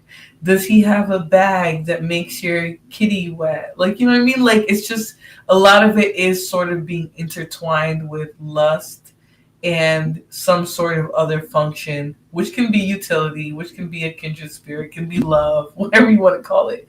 But it's being looped into this weird idea of like, does the man benefit you? Does the woman benefit you? And I'll say this, when men talk about what benefits them today, from what I hear, right, they're usually talking about taking a piece of that woman, right? But when women are talking about all the parts that they want to make a good relationship, they're more so talking about being picky and choosy. So taking certain qualities that they like from a partner and putting it together to make a whole good one. So I think, I don't know, I feel like the Right. conversation is almost a little different. Did you have something to add, Terrence? I do. I do. And the way that narrative was spun, um, excuse me, the way that narrative was spun, if there's a requirement coming through the gate, as far as I expect X amount of dollars, I expect, you know, somebody to look this way, um, you know, I have this piece of myself that's lacking. I'm pulling in Robin's point. This piece of self that's lacking. Um, and the expectation is the other person is to fulfill this, right?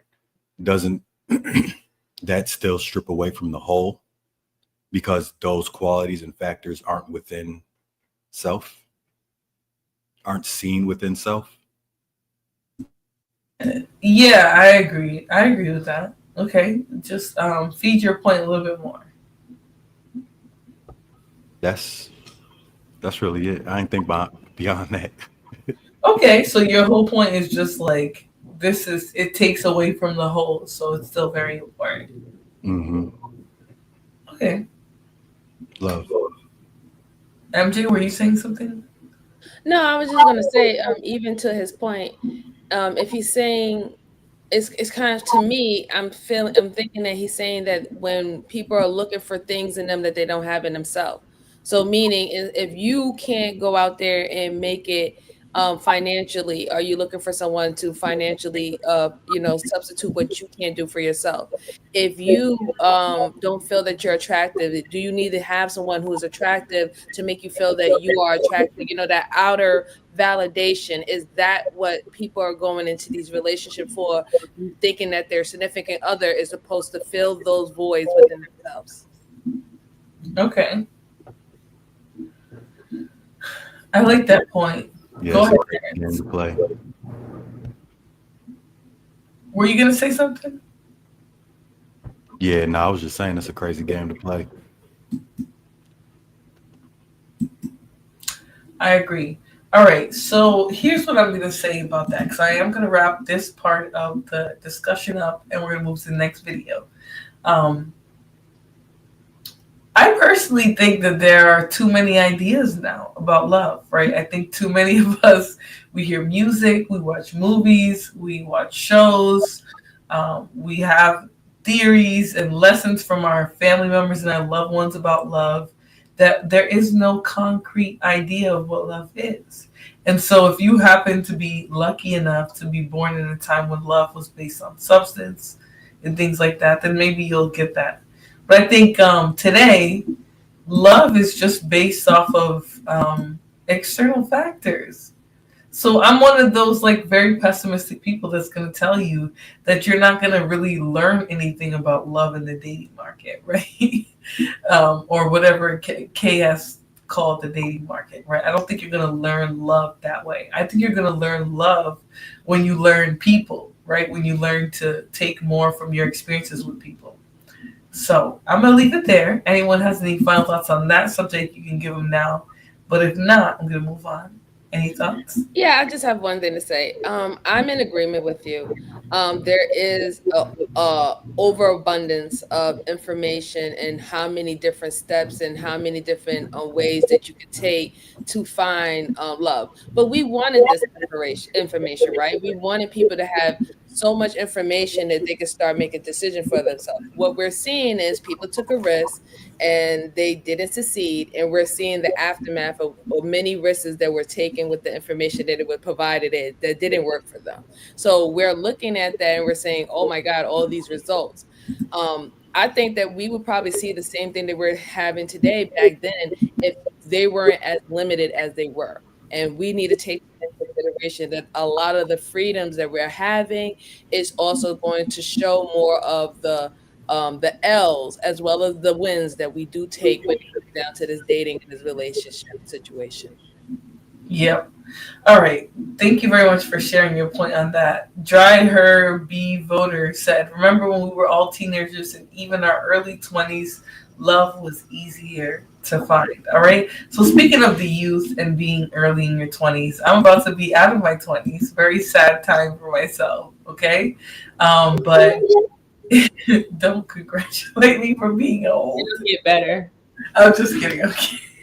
I'm kidding. I'm afraid to leave my 20s, but young people like this really scare me.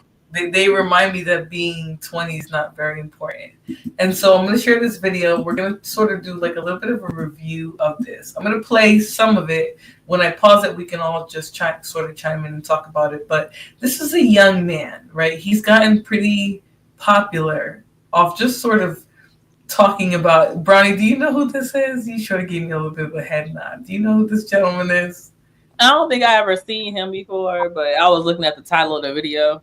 Oh, okay. He's very scam likely. Okay, we know a scam likely. He's not that scam likely, but his name is very scam likely, and he's a young man who has sort of detailed a lot of his adventures as a young person. He's gone to the Philippines and other countries. He's engaged in. Yeah. This the dude that caught that STD overseas. Oh yeah. Oh yeah. He has gotten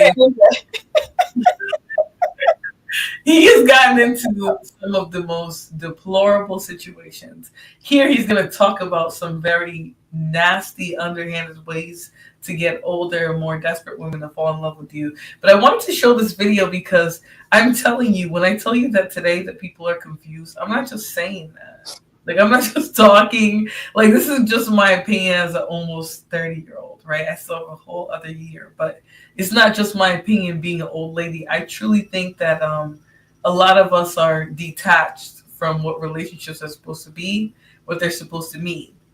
This young man has made a platform off of just being reckless and stupid. He's talked about meeting women off of the offender list is what I'm going to call it. I don't want to say the first word because it's going to buzz all type of bad names. But he has gone on an offender list from his city and met women from there. So just very disturbed young individual. But we're going to listen to this video. I'm going to pause it. When I pause it, I want you guys to give me your full unadulterated beliefs about this. Yes, but please stop saying you old, okay? Because if you old, then I'm ancient now, all right? Please stop doing it. You're as old as you feel, MJ. You're as old as you feel. I feel old. 30 is 29 plus 1. I feel old as hell. So that's what I'm saying. But like, I know it's not really old. But I want you guys to really listen to this young man. Listen to what he's talking about, his experiences. And I want you guys to tell me, does he sound crazy? Because I can look at this and be like, he sounds crazy. You can look, but like, let's really think about young people today. Is he normal to that group of people? So I'm going to play him. He says some crazy stuff. So if you guys want me to stop, just like let me know in the back so that I can stop and there's no like verbal interruption. It doesn't sound crazy. So anyways, his name is Very Scam Likely. He has 32,000 subscribers. He is a young biracial man. And we're going to just hear his perspectives on relationships or finding women in a drought, because that's what he's talking about when he says down bad. How to find grandmas or gilfs on Facebook. Share this to everybody you know. First thing you want to do is delete Facebook dating and head over to Facebook Marketplace and then type in homemade quilt. Now you may ask yourself, why would I want to type in homemade quilt? You got to think, bro, what do grandmas do on their free time? What do they do for fun? Now you do not want to buy the quilt. Do not make this mistake. You want to buy a different item that they have listed. All you got to do is meet up with them in real life, talk to them, become their friend first, because they're getting older. They're becoming more lonely. All you have to do is become their friend. Text them a little bit more. This is not hard. I cannot tell you what to do from here. Hold up, though. Look who I just found, bro. Like, this is real game. Stop playing around. If you're not a fan of the first way, you can type in nightgowns. Why? What does your grandma wear to bed?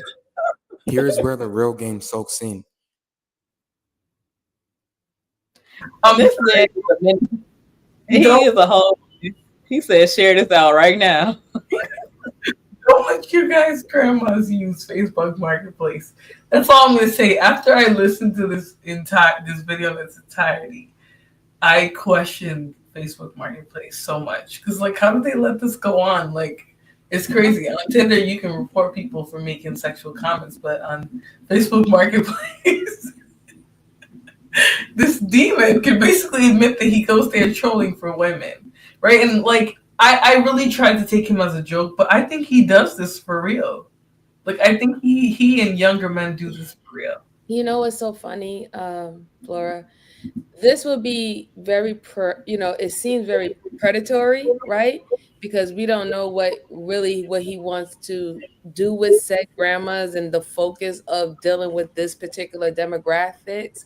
But Yeah. then in a way, it would be the same type of thing that women that is being preached to women. Oh, if you want to meet a certain type of caliber of man, don't meet them in a club, meet them at the supermarket, meet them at church. So we've been doing that a lot, right? When we've been looking for a certain individual who might be interested in certain things and they carry that type of attributes, we'll tell people to go to those places to find those people, right? So he's doing that. However, I guess the way that he's doing it and how he's talking about it, it just seems very predatory. Okay. Yeah, and you're not wrong. Let's hear a little bit more from him, though, because I do believe it becomes very predatory. And I'm going to say predatory because, like, he's literally choosing the people to market towards, or not market towards, the people for his people that he's marketing to search after based off their vulnerabilities. And so when he talks about the nightgowns and things, you think it's just a friendly joke, but if you're being 100% serious, the people who are going to be selling nightgowns are going to be old ladies, right? Me and you, we're not going to have a nightgown that was made in 1975, out of straw or whatever. We're not going to have things like that aren't going to make as much sense to us versus like an older woman who she might not necessarily be naive, but hey, she wore nightgowns her whole life, so she might sell nightgowns, right? And so she might not get manipulated very easily, but because the person who's manipulating her is looking for a nightgown, they might let her in. So it's almost like giving the wrong people information is what I feel like. Like when he talks, I feel like he's giving information to scammers, straight up. Like that's his whole perspective. That's why I think it's predatory. Kiki Star says, "What the hell?" Yeah. When I heard him talk at first, I said the same thing. But let's listen to a little bit more. We're only 50 seconds into a 22-minute video, so I want you guys to hear just a little bit more. Okay. You can filter these gifts by size, bro. All the way down from petite to plus, that goes all the way up to 30 for a W. God damn, that sounds like a motor oil type. Hey, y'all do what y'all do, bro. I'm not here to judge. I'm here to give game. Here's a quick tip on the quilts. Filter by price, but filter by lowest first. Why? Because they already have money in their bank account. They're not doing this seriously. They're doing it for a hobby. Have fun. Take this serious, but not too serious. Go get you a gum job. Life is too short. Share this to everybody. How to get yourself out of a drought if you're super down bad. This is the last resort. So you're going to want to search for the registered offenders that's near you. I know it sounds crazy, but you're going to keep searching until you find the girl that you want. I will block out her face, but she's an offender, so I don't really care. But after you find who you want to search them up on Facebook. Now, this isn't even remotely funny. So why do you guys think he would do something like this? Just like off the top of your head. He's looking for undesirables to purposefully like. So this is another way to look for undesirables that would probably be open toward interacting with them.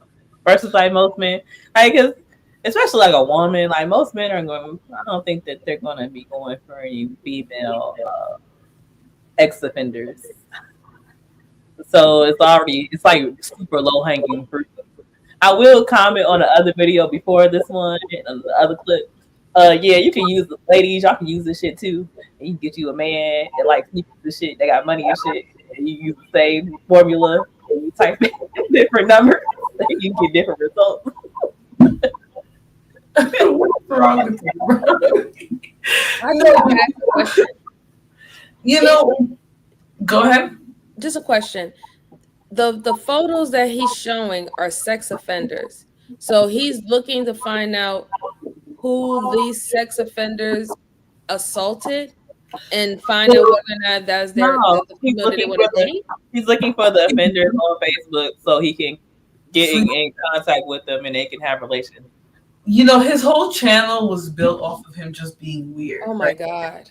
So he has several videos where he talks about how easy it is to meet up with these sex offenders and have sex with them. You know, so his reckless behavior is sort of what gets him the attention. But I want to know, like, how, like, do y'all think this is his way of, like, getting back at sex offenders? 'Cause I don't see it. Like, to He's me, not getting back at sex offenders. He being, that's the way of a man being. What do you mean? Let me put this nicely. Let me put this nicely. That's the way of a person, like, the title is down bad. That's the way for a man that's down bad that don't have anything to get low hanging fruit. Okay, so the point of his, so you're saying that, like, because he's trying to get sex so in such a desperate way that it doesn't. It's that, finding people that are going to have low to minimal standards that are also low hanging fruit that will be open to dealing with you.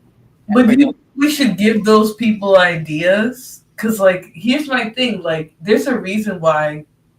Let's talk about evolutionary wise, right? There's a reason why certain men weren't able to mate, right? Because their genetic makeup just wasn't important anymore, right? We don't, as a species, it wasn't necessary to sustain people anymore. We don't really want it. The female species, who was the counterpart, doesn't want it anymore, whatever. So when those males can't get women because of how they behave, does it make sense for us to come back as humans, right? Whatever species and character grade we are, to come back and then create a guidebook for some of the most degenerate people to find relationships, sex, marriage, whatever. Like, do you almost think like it's a hindrance? I mean, personally, I don't give a fuck what low hanging fruit do. Because if y'all both low hanging fruit, like y'all better. That makes it better for everybody else. Like that's clearing up the dating pool. Like if all the low hanging fruits get together, now weed out a bunch of BS that people that are actually doing things have to deal with on both sides. Kiki says, I don't think he's doing any of this. You guys know he records himself live. He records himself with the women in question. Like he accused a woman of, or he mentioned in one of his videos that the woman gave him and his friend an STD, and then he live streamed with that same woman. So obviously he's a very problematic bandit. But I just want to know, like, if he's not trolling, where do we go from there? You know what I mean? Like, is this normal? Is this a normal display? This is not normal. This is not normal at all. Mm-hmm.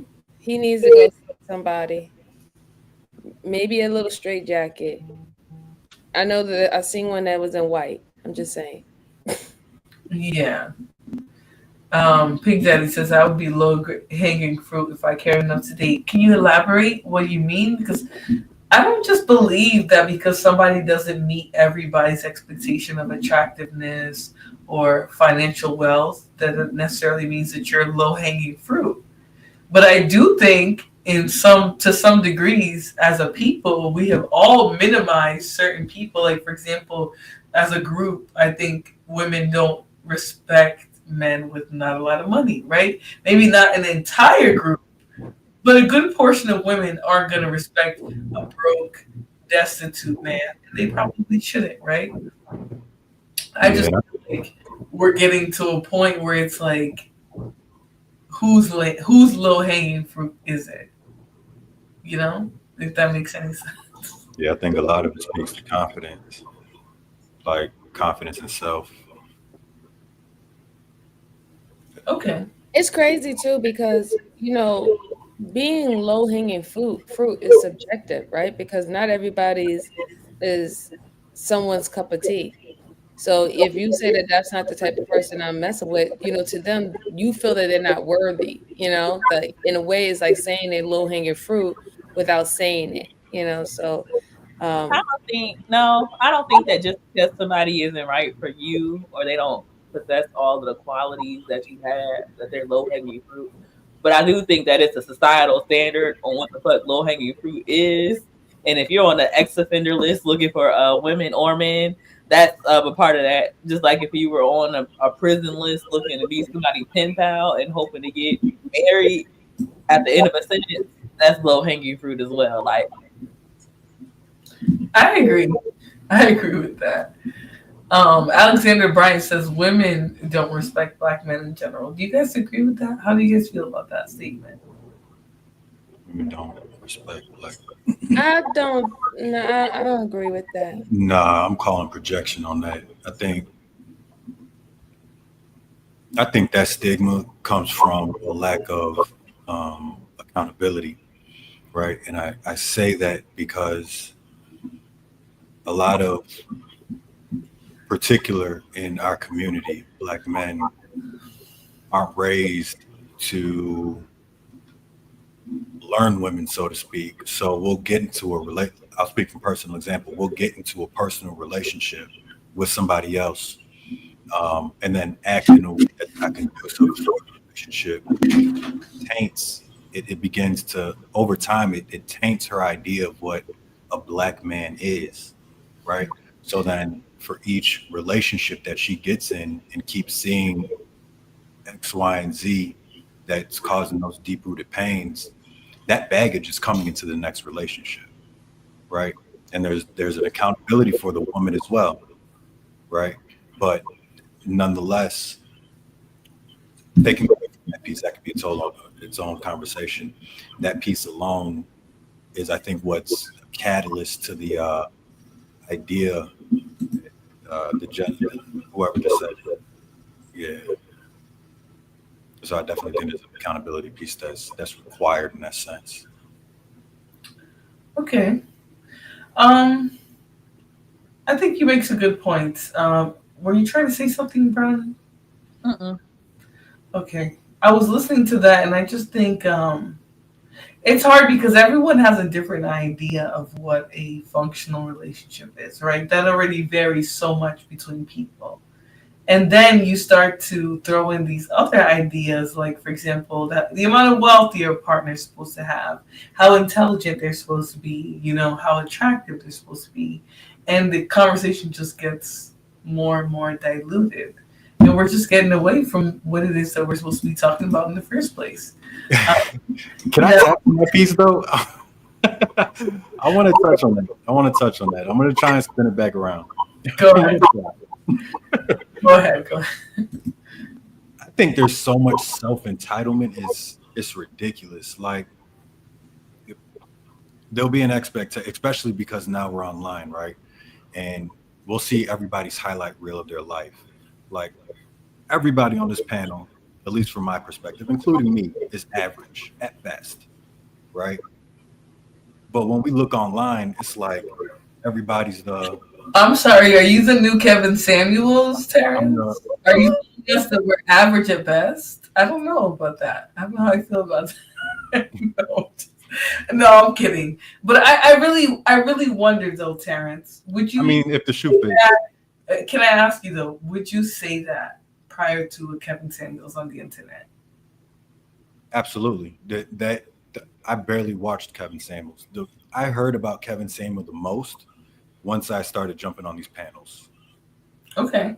Right. And I never really studied the man like that. I didn't agree with a lot of his talking points. Right. Yeah, that's fine. I more so meant the ideology because I just, something, I grew up, like I said, early 2000s, I was a young girl. The 2010s, I was a teenager. And now I'm a grown person, right? 29 years old. And so what I've seen for the most part is that there has been a men have sort of digressed, right? They started out as these noble creatures that lead families and their dads and all this, and they sort of evolved into this partner, which is sort of he has this adversive relationship with the woman in the case, which could be, or whatever, it could be the protagonist. And it just sort of, to me, it's devolved from what we know. Like, I feel like men have gone from being super like, hey, our role is to be protectors, providers, husband, provide, like these type of man bravado, to now men are just sort of fulfilling what they want and women are fulfilling what they want. So how do you connect that in your understanding? If you don't. Yeah, so let me finish my thought, and I'm gonna attempt to wrap that in. Let's do things to wrap in now.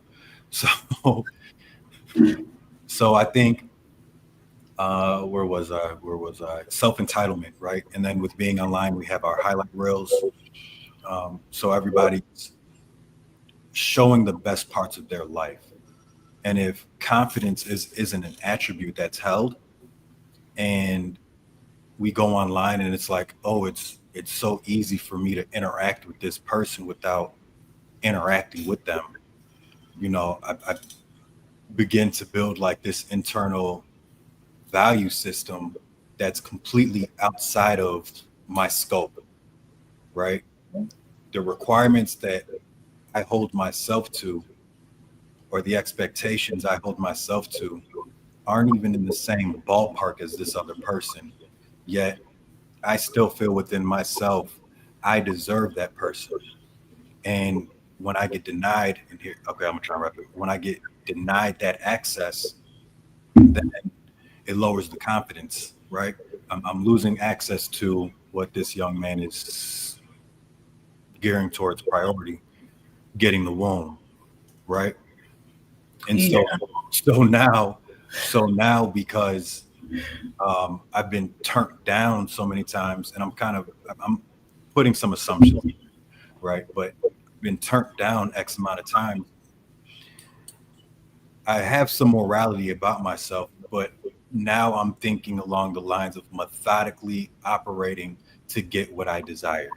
So I'm going to go after where I find there to be a weakness, so to speak, rather than continuing to build upon my attributes, right? To become this man I see myself to be, for whatever that is, right? And then in return, find that kindred spirit, or not even find, because that implies that I'm searching, but come across the kindred spirit where two can become one, or three or four, however the dynamic works for whomever, right? I don't know if I tied in the second piece, Flora, but I don't know either, but like, it's not necessarily a slight against you. I just feel like sometimes we get so caught up in defining these things in layman's terms, right? In today's terms, that we sort of make it unperceivable to everybody, right? Half of us are stuck in an old understanding, and the other half of us have no idea of this old understanding that ever existed, and we're looking at love from a frame that exists today. So I highlighted someone's comment a little bit earlier. They said, I'm still hung up on the memories of past relationships, having dreams with them. I have attempted to move on with others, but I got worn out from failure. And I think that comes from the fatigue of like feeling like you need a perfect relationship.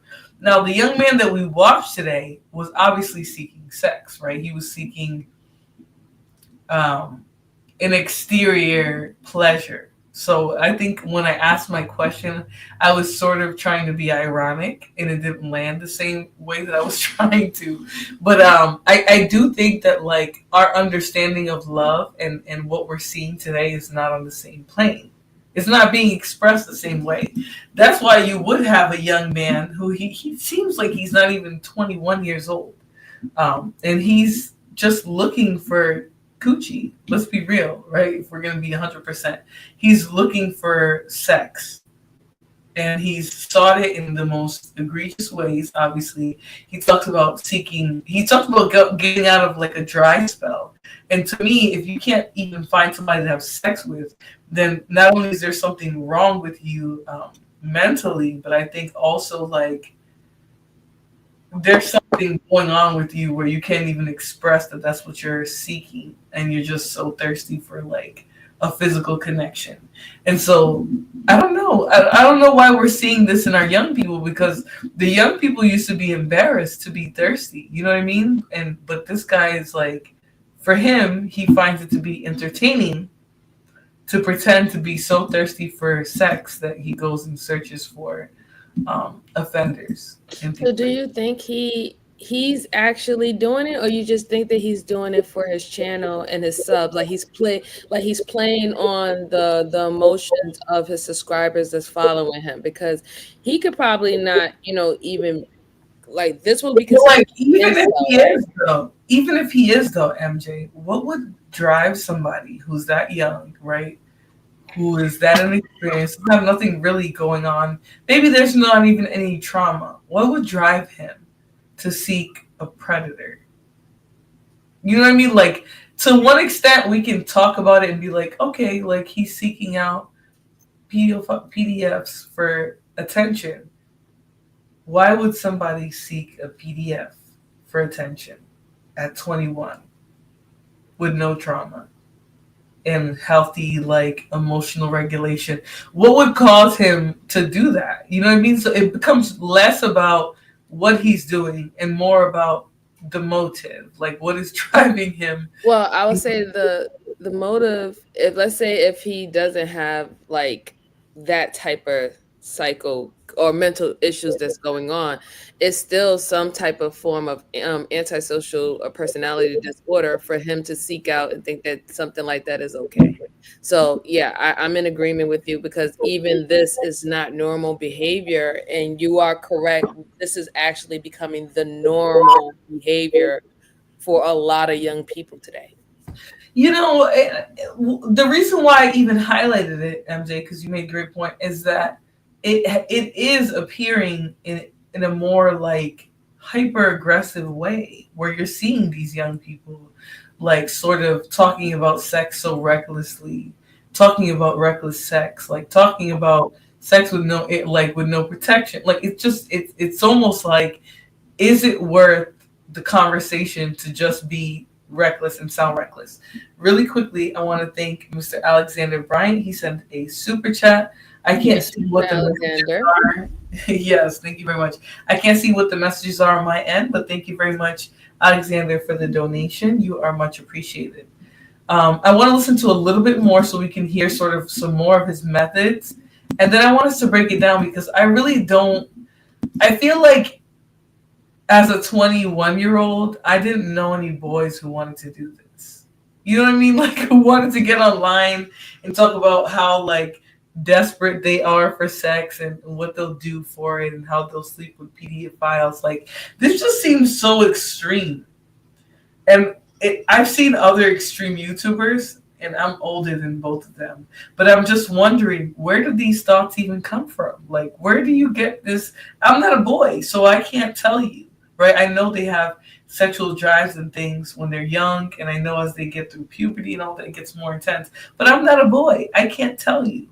So I do think some people are really truly wondering, like, what makes a young man who's 21, I believe he's 21, have all of the, because he shows himself in the Philippines, shows himself with prostitutes, shows himself down in the gutter. You guys can look him up. His name is very scam likely. He shows himself doing a lot of this stuff. So what makes a young person do that? Like, is the clout really that important? Like, You or see people, you see people destroying their lives over clout. Did you? I'm not sure if you heard, because you're doing like the episodes with the crime and the police thing, right? But did you hear about that mother who unalived her two children due to the clout and the money that she was making on TikTok? And I guess she thought that she had to unalive her two children so she can be, I guess get a high value man. She was making a lot of money on Instagram and stuff like that. And she took their lives. And that was where her excuse was, that she got manipulated by clout and everything like that. So I don't know. see, that's like an after fact, because just like that one that you mentioned, we can talk about Isis Morales, who's like the girl who went viral recently because she mentioned that she had this high value channel of how to find a 6 figure man and all that, and then she came online and was like, "Hey, this man that I found touched his own kids," right? So, like, I don't know, because there's there's like a theatricalness to online. How many of you guys saw Isis Morales' videos? Brownie, did you see him, Terrence? Nah, I've never heard the name. Yeah, so you might have missed it, but she is a younger woman who had a trophy wife channel. So she talked about how to get a high earning, high figure man. She came online recently and just called him a PDF file. Basically said that he touched their 2 kids and Okay, yeah, I've heard of that. yeah, it went viral. So I know most people have heard of it. Yeah, her name was the trophy wife. That was her name, Robin. She called herself the trophy wife.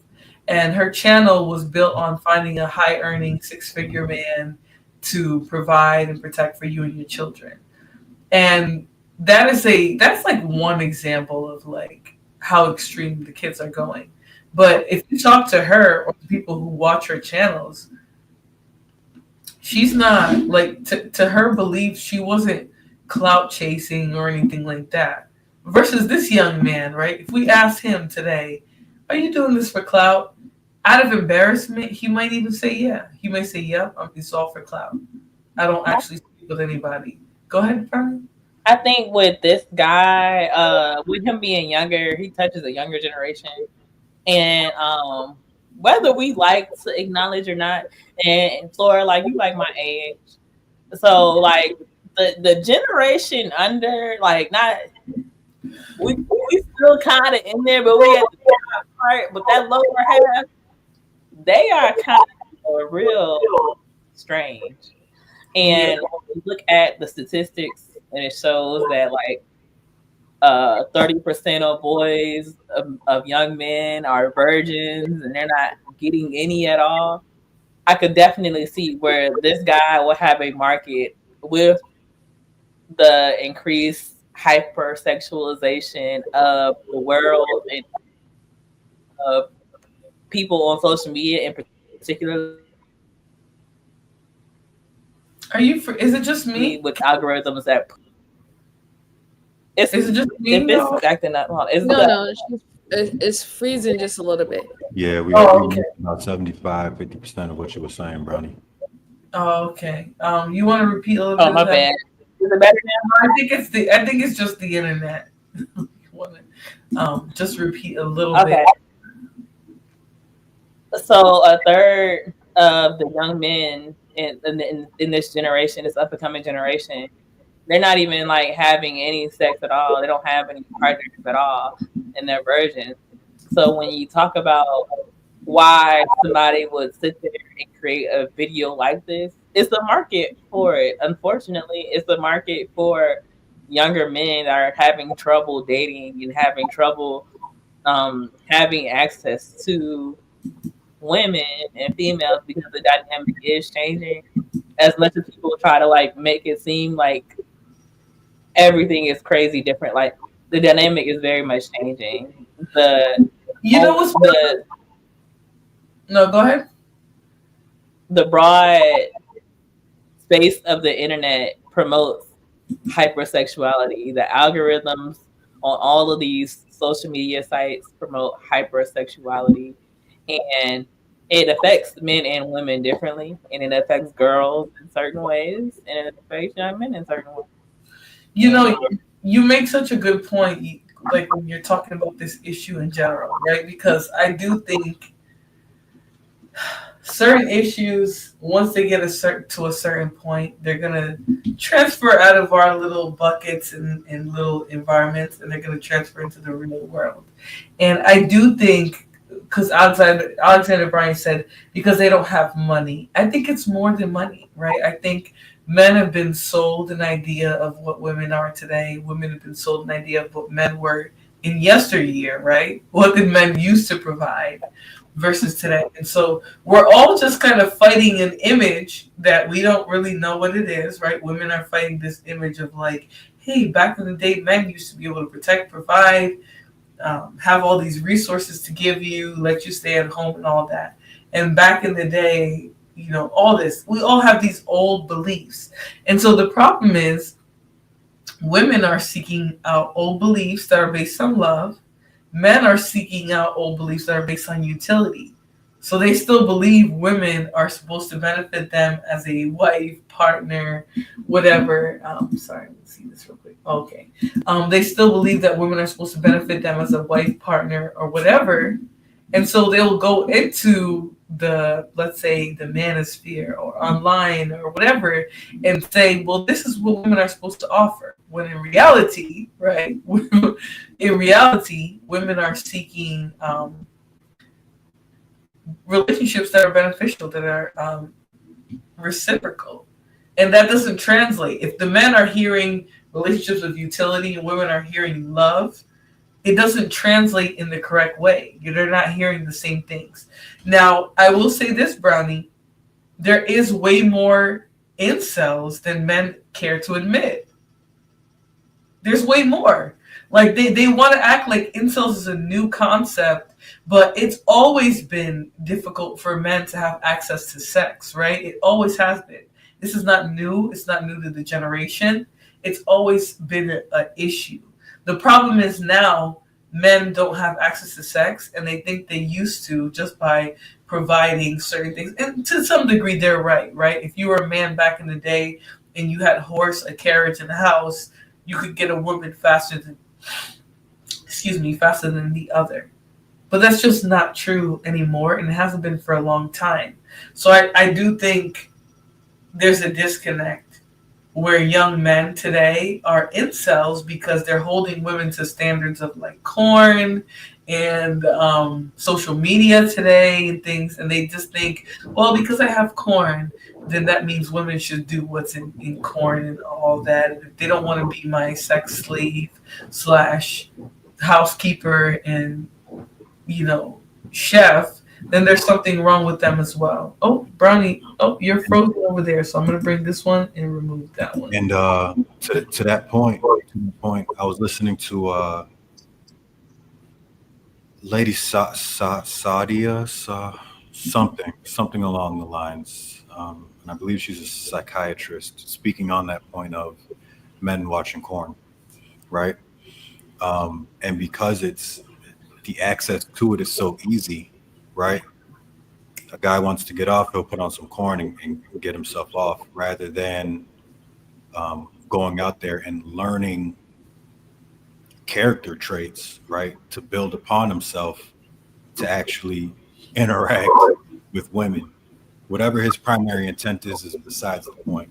But the fact that the corn is there and so readily available, it takes away from that natural demands nature, right?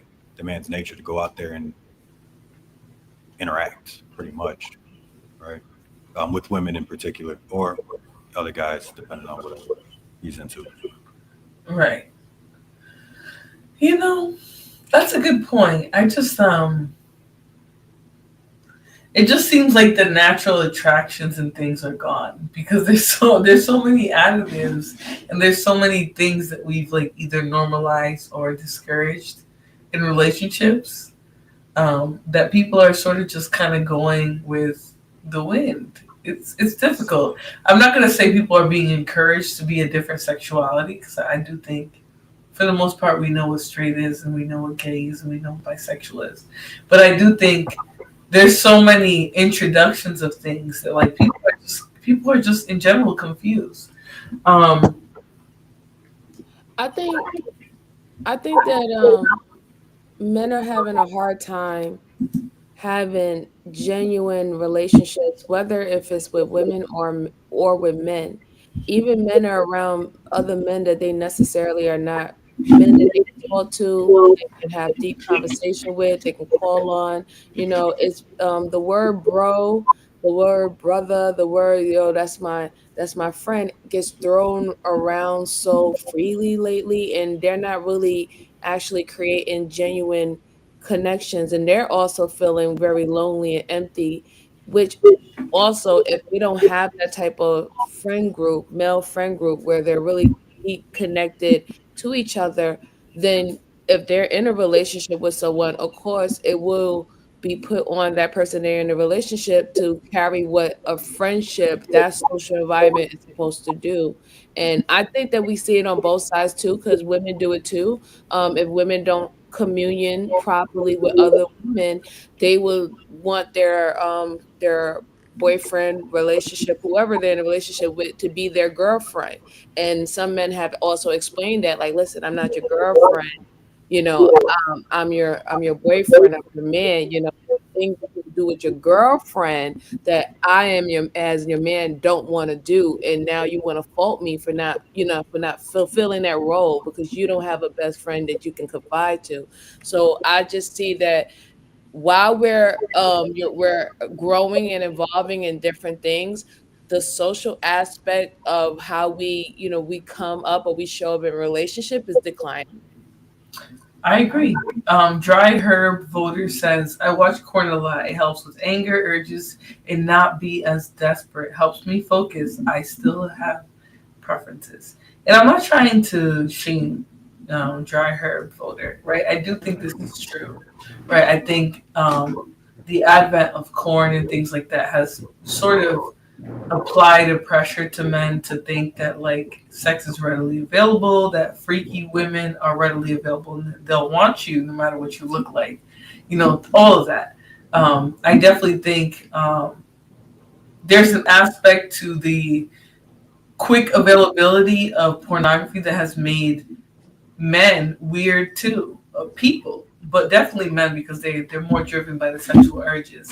Um, I do think I agree with that. I will say it does to some degree seem like both men can't live without corn, and maybe they've substituted the fact that they're not getting relationships or women or interactions with women for the corn, and that could be why we're seeing such extreme views as well.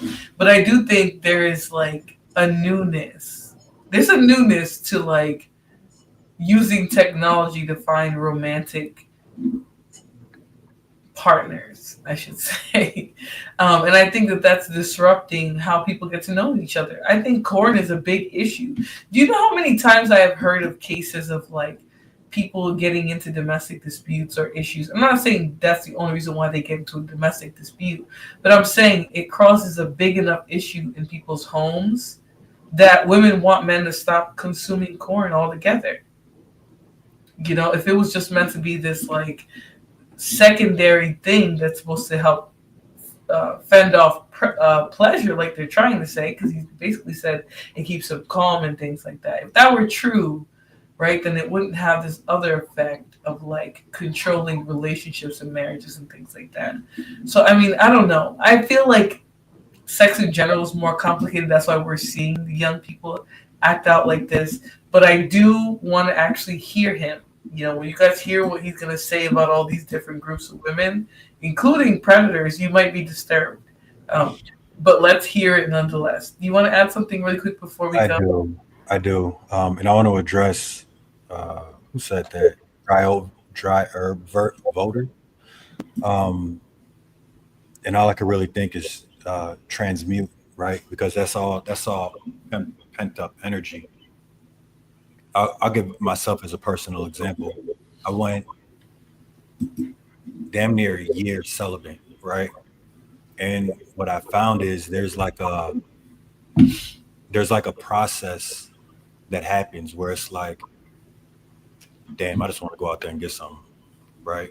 But Okay. then instead of succumbing to those urges, right, you transmute it into, i.e., going to the gym or writing a book or something that something that provides that same rush, right? A purpose that goes beyond the sexual drive. And with that, right, you're doing two things. one, you're eliminating uh, an easier route to manipulation through her womb, right? Because let's not get it twisted. Women can manipulate you with their womb to get what they want, right? And that's how you get these tricks out here. And two, driving towards your purpose to become a better version of who self is, right? And that's kind of just what I've found through my experiences. So I appreciate you bringing that up. Terrence Alexander said he don't believe a word you're saying now. That's just so true. But you know, I think like sometimes people just they get in these conversations and they hear certain buzz points and they just assume everything's disingenuous. Here's what I will say, right? If you're wondering about your particular relationship and the utility of it or whatever, just stick to that relationship. Take what we're saying, the conversations we're having with a grain of salt because it's going to apply to you differently. Now, this young man, he talks about numerous reckless sexual encounters that he has. So let's hear a little bit about how he finds a partner when he's in desperate need for intercourse. From here, this is all you. I can show you how to shoot, but I can't shoot for you every time. I got curious, so I looked at what offense she had. And yeah, she had a grape charge in 1999, so she's a freak. I'm trying to show y'all that it's really the same person, but she's just such a catfish that it's tough defense. It even shows their scars and tattoos and their home address. This isn't like building a mod player from the ground up, but it is like buying a used account that already has badges and just picking which one you want. Yo, I just found a baddie, man. Stop playing with me. This is like shopping, but instead of shopping at Neiman Marcus, shopping at Goodwill. So in those terms, I just found a Carhartt jacket. Y'all do y'all thing and have fun. This is public information. Everybody is entitled to know it. If you can't pull a freaky offender, it might just be time for you to go to DR, bro. I've done this once so far, just once. I was like 6 months in the drought. I had to get some water. If you want to see it, here's how you can find my 18 plus content. Step-by-step tutorial on how to get yourself out of a drought if you're down bad. First of all, each state is different, so you have to figure out which website allows you to look up the registered offenders near you. This is by far the longest step, but it's kind of fun because it's like finally finding what you want out of the Goodwill bins and you've been there all day. It feels like you earned it. Oh my God, I just thought I found a baddie. Okay, I'll settle for this one. This is not a bad thrift shop. It's not a Carhartt jacket, but it's like a Nike fleece. So then you want to type up their name on either Facebook or Instagram, whatever you can find. More than likely, it's going to be Facebook. And then just make sure it's the same person. Like right here, it definitely is. I see how she kind of catfish and cropped out her forehead, but it's cool. This is where a lot of you guys were freezing up. All you're going to do is add them and send them a message. It's kind of crazy how she's a social worker. Like you never expect the people that be on this list. And then you want to check their charges to see if they're freaky enough for your liking. I don't really know how to say this on TikTok. So do you guys know that guy, Mo Lester? Oh yeah, she did Mo Lester to somebody under the age of 18. So that's perfect for me. All you need for the first message is a simple, hey, if she gonna like you, she gonna answer. She said, do I know you? Here's where it's crucial. Here's where you want to cap a little bit. I said, no, but you look good and I seen you on my suggested LOL. I should have also said, are you from here? Just to start the conversation, just to not even give her a chance to turn me down because one message isn't enough. Hi, you're very handsome, but you look young. How old are you? Okay, this is perfect. It's not started up fully, but... So, Taz, this is he's doing too much. This is a young man. He's about... I believe he's 21 because he talked about going to the Philippines. I don't think he's funny though. No pain, no gain. You know, like a lot of people think this is funny, but I don't think this is funny. Like I don't think it's funny to actually pick people off of a ex-offender registry and choose them as partners and teach young people how to find them and get them to get into like I don't think anything about that is funny. Now, I will say he's obviously doing it for attention, but you have to wonder what, like, this is what I said in the beginning of my question. What would drive a young person to do this? Like an old, desperate person, maybe a middle-aged, desperate person, okay. But a young person, I'm sure you are lost. You know, we just started watching this a while ago, but we had a little bit of a talk about it. Hey, bro. Yes. Lana Love said, is he victimizing himself? This is strange. This is my question too, because he's 21. His channel is called Very Scam Likely, in case anybody else is looking for him. he's a degenerate, so I wouldn't be looking for him. But he literally talks on his channel about the most egregious ways to get a partner. In this channel, he talks about how to get girls if you're down bad. So he talks about how to get women if you're so down bad that you don't have access to any women, you're not in a relationship, a woman is not actively allowing, like, seeking you, you're not seeking her, like you're just in a drought basically. I don't know what that means for him. I think a drought means for him like no intercourse whatsoever. um but he for some reason, this is the advice that he gives to people, or men we should say, who can't get intercourse.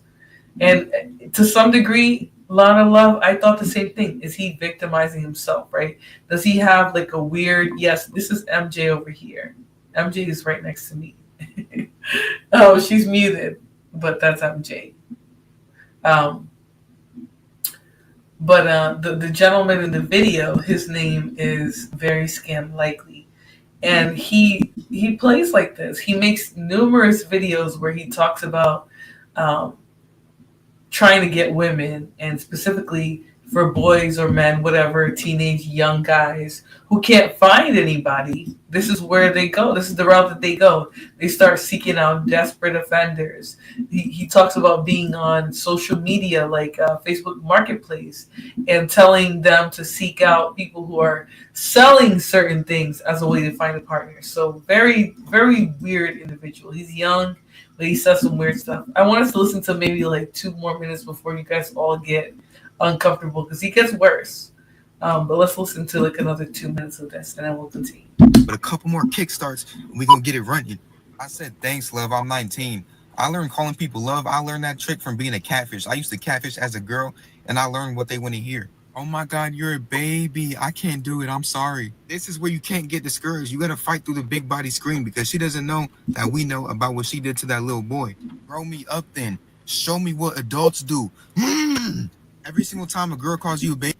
Yeah, he's making me disturbed. So I'm gonna stop there. I didn't want to show him because I was just wondering, like, obviously nobody has any words for this because he's disturbing, like I don't know what caused him to want to be in this predicament, like want to seek out people like this.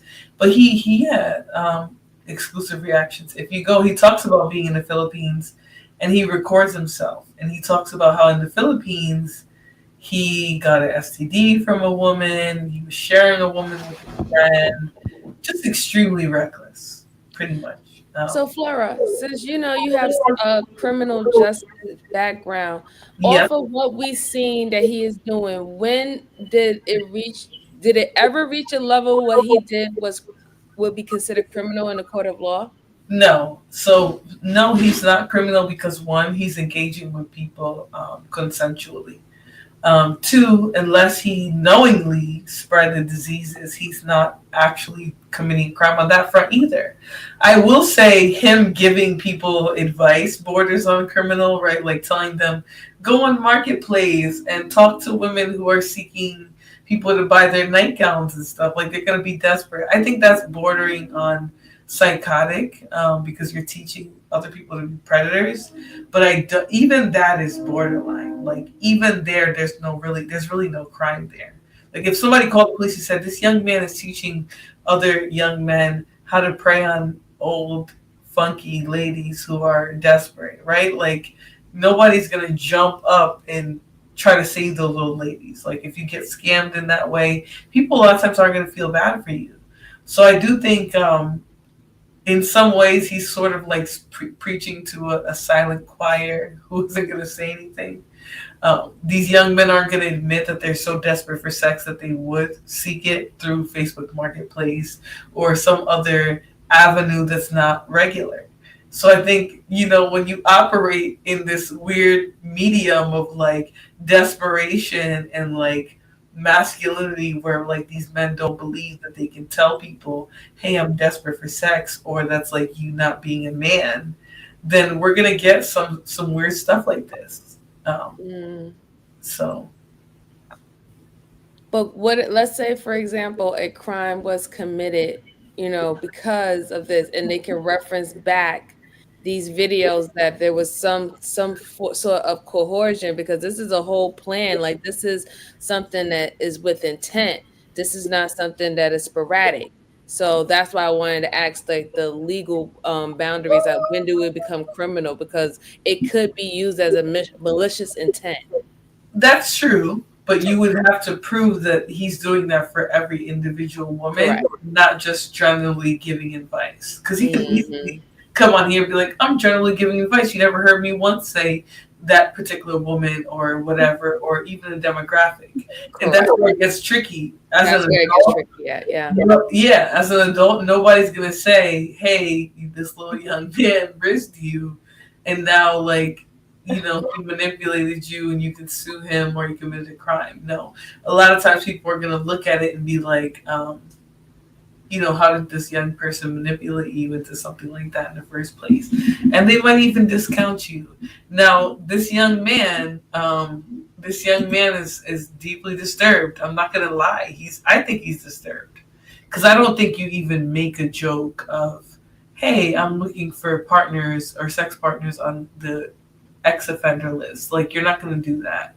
So I do think either he's doing it completely for clout and he's just contacting these people for the internet, or I think it's still weird that even if it is fake, that he's doing it in the first place. You know what I mean? Like, that's not a joke. I don't find that funny. I wouldn't find it funny if my friend was like, hey, I just went on the ex-offender list and I found my new baby mom. Like, I wouldn't think he was funny either. So I guess the things that we tend to find funny in this day and age is pretty extreme, really. yeah, I could say that. What about you, Brownie, and Terrence? What do you guys think about that particular part of it? I think somebody need to go get their son. I think somebody need to get their little brother. Because I would have snatched my little brother up off the internet if he was doing any of these things and broadcasting any of this. And then we would have had a whole conversation about what is going on in your life to make you make these decisions. Like, I'm a snatcher, so you grab it. No, but seriously, because I'm not gonna lie, Brownie. I heard some of the stuff he said too, and I was wondering if he even had people around him. Because that's crazy. Yeah, the content is questionable. I wouldn't like, and going out of your way to meet sex offenders and then trying to play upon their offenses to try to get them with this. That's doing too much. That's doing way too much, and it's disgusting. And you know, like I said, it's low hanging fruit meets low hanging fruit in there. Like, it's no place for me. Right. And I agree with that. Robin said this chat is a mess. It is a little messy, Robin. I'm not gonna lie. The chat is a little messy. His life choices is leading him down the path. Yeah, you know, I think culturally he just thinks it's normal. So, anyways, before we get more nauseous off of that little dust mite, I'm gonna play the next one. This one is actually about Sexy Red. I don't know if you guys have been paying attention.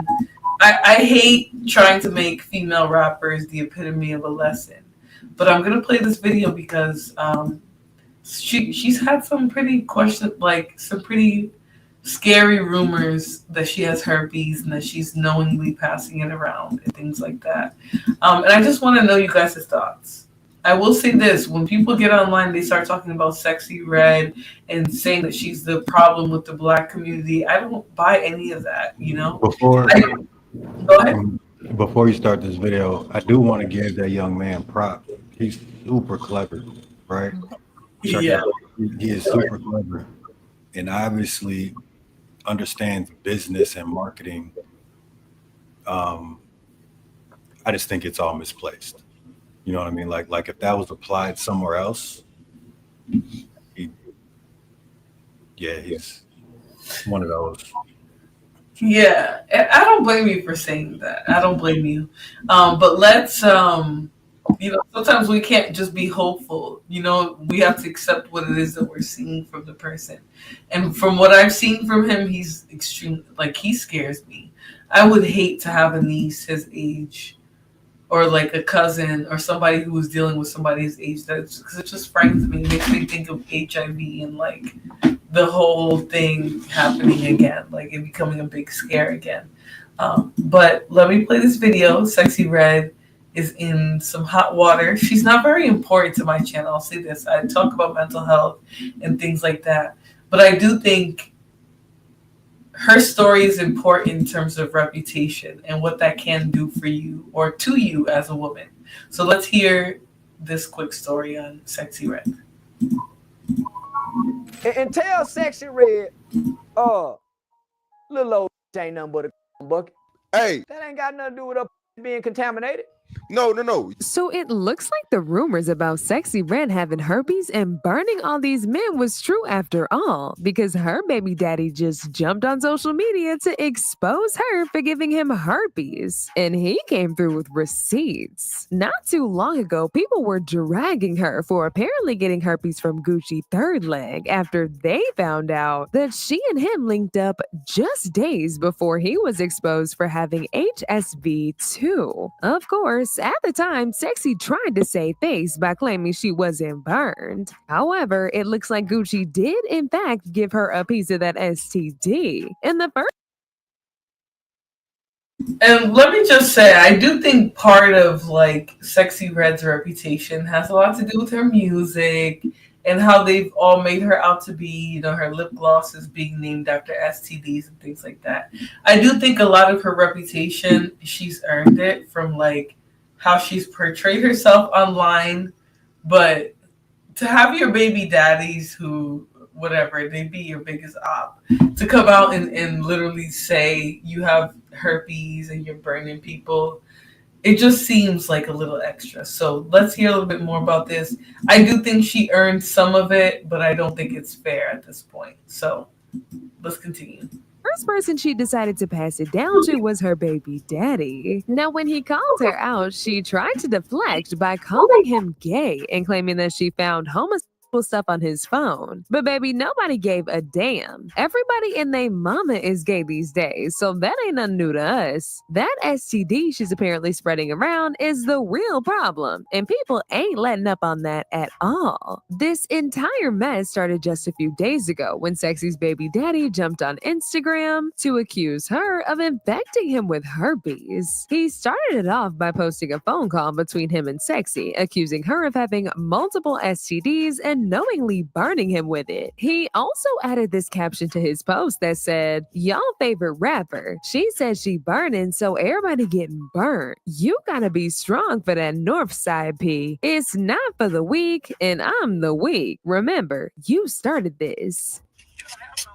Why you lie? Do all know what's going on with you? Do you tell him that you burning, or do you lie to him like you did me? Or did you lying to you did me? Or is you lying? Or did you lie to me? Did you lie? Did you tell them the truth? Or did you tell them the truth? When you gonna keep it gangster? Hey. Then when you gonna keep it gangster? When you gonna keep it gangster? Hey, you bit. How do you guys feel about him coming online to expose her about herpes? Any thoughts, anybody? How do you guys feel about him using the internet to expose that she has herpes? I think it's like, I think he clout chasing. Yeah, early birdish, clout chasing. You know what I mean? Like, I can see clout chasing. I thought the same. Like, I don't know if you guys remember a couple of weeks ago. Who was it? Krishan's like one of the guys that she dated was like following her around the mall, saying that that her newest baby was his. So I do think to some degree it's like clout chasing. But like, how do you guys feel about that claim after she made like lip gloss? Named after STDs. Like, do you guys think that that's a reason for a man to be coming out and trying to claim that she has an STD or that he burned her? I think that he put it out there because the things that she do, that would make a plausible case. I mean, the things that she talk about, her lyrics, how she conduct herself sometimes when we see her online, it would be easy to say something like that because some of her work, some of her art, right? Quotations. I'm putting air quotations in the air. Some of her art Yep. would lead to people having STDs and STIs and stuff like that. So I just think that was an easier avenue to come out if he's just doing it just to shame her, or just some get back or something like that. People will believe it, because how they perceive her. So that's what I believe. But do I actually think that she does? I'm not really sure. I'm not really sure about that. That's a good point. I don't know that she actually has. I don't think she has the herb. I will say she is with a chatty bandit. One, like this man obviously has no issues exposing her in the bedroom or what happened to them. But I do think, like the point you guys made earlier, Brownie and Terrence, that there is sort of like this cloud chasing that's going on with some of these guys. They truly do believe that if they connect themselves to this woman or this person in general and make up some crazy rumor, that they're gonna get some notoriety off of it. And I immediately thought about what happened with Krishan, where her a man that she dated was literally following her around the mall. Literally telling people like, "Oh, her baby, who she claims to have with Blueface, is my child." And that was a way for him to just get some little bit of clout. And that might be what's going on here, but I do think the fact that she has made her sexual proclivities sort of public and talking about herself like in a sexual way that's not healthy, that she's also made it difficult for other women too. Because, like, let's say she never named a lip gloss after gonorrhea, right? Nobody's going to hear this man say that she has the herb and believe him. I think to some degree that stuff is exacerbated by her antics, even though her antics might have been innocent. She might have called it gonorrhea green just to get people to buy it. But I think Sexy Red has she has a proclivity of picking men that don't have any issue exposing her. It's not the first time she's being exposed by a guy. Before she was pregnant, she was exposed. The dude exposed their sex tape. Oh. So yeah, I think that she just doesn't have she doesn't choose men that are okay with being private about things and being on a hush hush. This is the first time I've ever heard of her baby daddy with him exposing her. And then I don't necessarily think just because you choose to be to have a lot of shock value and be vulgar and scandalous, I don't equate that to STD automatically. Robin says the labels push them to make music like that, but I'm more inclined to agree with your prior point, which is this, that she's choosing men who are choosing to perform whatever way they do in the industry. And, she might have chose a guy who was perfectly okay with creating a situation where he told people that she gave him an STD, whether it's true or not. And I do think, because if you guys look up her baby daddy, which we're not going to do, she's Sexy Red, none of that's important. But if you do look up her baby father, he is somebody who has been in the industry as well. So I don't think she would have looked at him and thought, hey, he's not going to tell anybody that I burned him if I did burn him. And he's definitely not going to tell anybody about our sex capades, She knew the type of guy that she was dating, I think. The biggest problem is even whether if she has it or not, there's still going to be guys that go. Yeah. I assume you guys are laughing at exclusive reactions. Robin says he's foul for outing her. I think she outed him when she gave him an STD. This is where I differ from a lot of people. Like, you give somebody an STD, I'm outing you. You're going to be known by the streets as herpes central. Like, you're not giving me herpes and then I'm not about to tell nobody and preserve your reputation. Like, all the streets will know that you have herpes and you've contracted it and you gave it to other people. I don't believe in respecting people's anonymity if they're using their bodies irresponsibly, especially in a sexual way.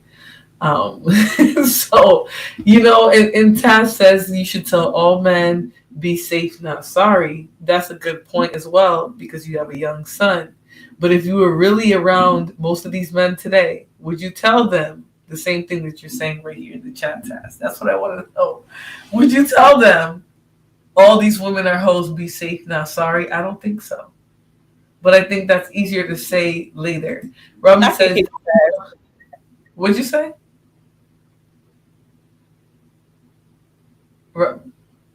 Brownie, you're frozen right now. Did you say something? Yeah, I can't hear her. She must be frozen. Oh. We lost. I said I can hear Taz saying that. Oh, yeah. Because, you can almost even hear the pronunciations in your head. I had his whole voice in my head when you read it out. Yeah, that's exactly how I was thinking about it. But, I was just thinking about it. That it's like, is he wrong for telling men it's better to be safe than sorry, though? Like, is he? Because I would tell women to assume all these dudes got STDs, right? Wear protection with all of them. Oh, here's Brownie. Okay, she got frozen up there. We'll remove that one. I would tell women, it's better safe than sorry. Wrap it up. Don't trust any of them. That's what I would tell them. So in the same way that, like, I'm looking at this and I'm like, damn, he's telling them all these women are hoes. In the same way, I would be telling women, like, don't sleep with any of these men. They probably all have HIV, right? They all have the big H, right? That would be my assumption, because I want them to avoid the one man that might actually have it, Go ahead. Wrapping it up do not prevent the herpes. Like, you can still get that. How do you prevent the herpes then? Don't have sex. I think or you have to not have, or you have to test. Both of you guys would have to test before y'all sleep together, because with herpes and the way it transmits through mucous membranes and broken skin, and that doesn't necessarily mean that, like, that's only protecting, like, one thing. That's not protecting in case of any broken skin, any lesions that may or may not be open. Yeah, so herpes does not protect. Condoms do not protect against the herpes. So you need to be more discerned. You need to use more discernment with the people that you sleep with in general on a large scale. Yeah, I mean, I thought that most people, I don't know, I guess not. I thought that we was in a day and age that most people should be getting tested when they're getting into new relationships. Wait, most people should? You think that most people are getting tested? No, I said we should. Okay, so I think that should be happening. There should be. But the disconnect between what's happening and what should be is a large. It's too big for us to just keep going with the conversation. If most people are not getting tested, then it doesn't matter what we should be doing. You know what I mean? Like, most women shouldn't be having sex because most men are not getting tested. Women are the majority of people getting tested for STDs, right? Because then that would be valid. But if you're dealing with a man who's getting tested, he's going to fall outside of that spectrum. To put it into more context, in the United States, 50 to 80% of American adults have oral herpes, HSV1, and 1 in 6 people have genital herpes. And the way that oral herpes becomes genital herpes is through putting your infected mouth on somebody's genitals. Yes. Yeah. So I just wanted to put that there too. Thank you for the visuals, Brownie. All right, she done messed up. Let me go get something to drink. Oh my God, No, okay, so my mom a nurse, and she was telling me how it can actually travel to people's like eyes and stuff, and how like they have to be quarantined because they can literally have an outbreak on their face from their eyes because it travels from mucous membranes because of the virus. Yep, it's very icky. I don't think a lot of people know that part of it, but it's very icky. Now, I have to take a quick break. Can you guys hold the fort down, or do you want me to play some BRB music? We can probably hold it down. Okay, I'll be right back, guys. Just give me.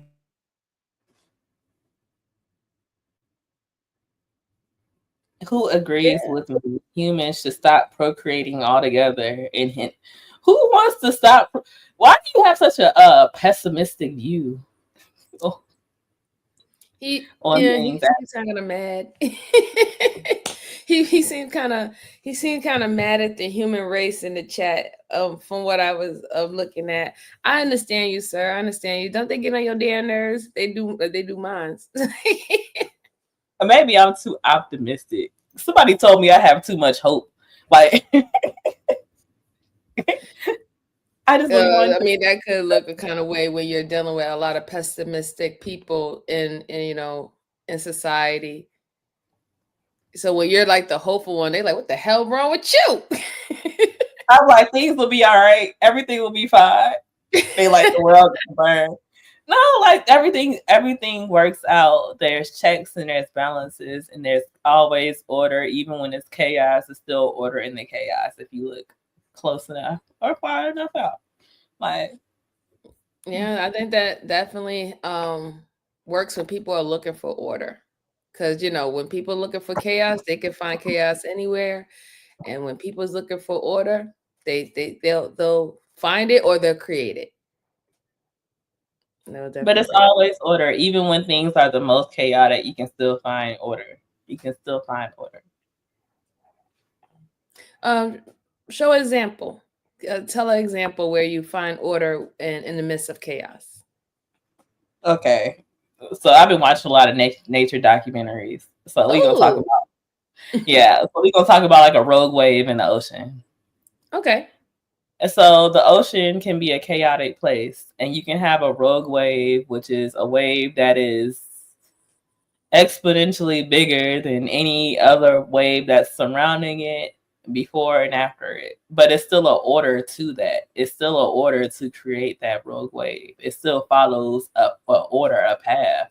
And you have to, like I said, with any chaos, there's still order. So even when that rogue wave comes and it's big as fuck and it's not the clear outlier and it's still order. It's still a order, a level of order there. It's still a level of function there. Like even when shit fucked up, it's still order. The shit just fucked up. That's true. Let's see. Atman said, because the world is full of suffering and everyone out of their minds, the world is overpopulated. We are in inflation, limited resources. This is a prison planet. Mr. Atman, have you experienced another planet? How do you know this is a prison? I'm ready to go to Mars and get away from us. Not Mars. I mean, they are working on Mars and all that stuff like that. But yeah, I was just asking whether or not if he actually experienced going to a different planet to see if they act any different than us, or do they got everything together? One of the biggest things when we see things that people are messing up or we don't got things figuring out, we always think that something is greater on the other side, and it really isn't. It really isn't. Let's see. No Pain, No Gain says, that's simple. One word, religion. Okay. Oh boy. Sorry, guys. I had to take care of something very quickly. I'm back. What are y'all talking about? Prison planet for the soul. All of us was born We again. were just asking Mr. Atman, reading his comments, and he seems very mad at the human race, and he doesn't want us to populate anymore. And He wouldn't be the only one that feels that way. And I know, like, especially, I know a lot of people don't have sympathy for Sexy Red. It's partially why I included the video, because I think that people are going to look at her and just assume everything is her reputation. And, like, but I do think that there is a spiritual war going on. Like, I think to some degree, a lot of people are being lost in, like, spiritual nonsense. Like, they don't know who they are, they don't know what they want, they don't know what to expect out of life and things like that. And just, I think that that is haunting us a lot more than a lot of things. I think before we used to get all upset about relationships and things like that, but I think that there's some more haunting going on. I think a lot of us are unsatisfied with life and what it's producing and things like that. And so that has that has a greater experience going on. Like, internally there's a greater battle. More people are really starting to understand that they don't have a grasp in life and what it's supposed to do for you, what you're supposed to get out of it. And I think when you have people who are grappling with the truth and reality, then there's going to be a lot of discomfort. There's going to be a lot of craziness and things like that. But I knew people weren't going to feel bad for Sexy Red. I don't know why I knew it, but I knew they were going to be like, oh, she be talking about her cooter stinking and being green and herpes and stuff. She gets exactly what she gets. But I do think there was some sympathy there that should have been there for her. I think to some degree she's probably being gaslit by the men she dated. But that's her business. She chose to date those men. So civilians are being made slaves. How? I always go with the slave narrative, and then I look at how much people make outside of the U.S. versus how much we make here, and it's hard to call myself a slave. I don't know. Maybe it's just me, but we make so much more than like the average person in a second world, a third world country that I can't call myself a slave. I just can't. But that's just me. Religion, God created the world, so that means he was the asshole for all the problems on earth. I don't like upsetting the Christians, so I'm not going to say that one. But I do think there's some blame to our creator, right? Like, what was the purpose of us going through this? But I do think once we start to learn the mission of our lives, then maybe we won't be so cynical about it. So let me play the next video that I do have for you guys, though. This is from Dr. Ramani. And she is going to talk about narcissists. I know you guys are going to be like, why are we talking about narcissists after spending so much time on, the worst of our culture, relationships and things well, we went through love and dumb shit, so let's go. Yes, let's do it. Sorry, guys, I got locked out of my screen. That's why I was staring into space like that. But, all right, I'm going to play this video. It's from Dr. Ramani. Aw, your baby want attention. He does. I don't know why. He just woke up from a nap and decided he wanted to cry. But she's going to talk about recovering from realizing your life with a narcissist was a lie. So we're going to listen to a little bit about that. And we're going to sort of talk about it in today's terms, in terms of dating and things like that, and just sort of get into the conversation. So let me play this, and then I'm going to mute because my cat's being loud.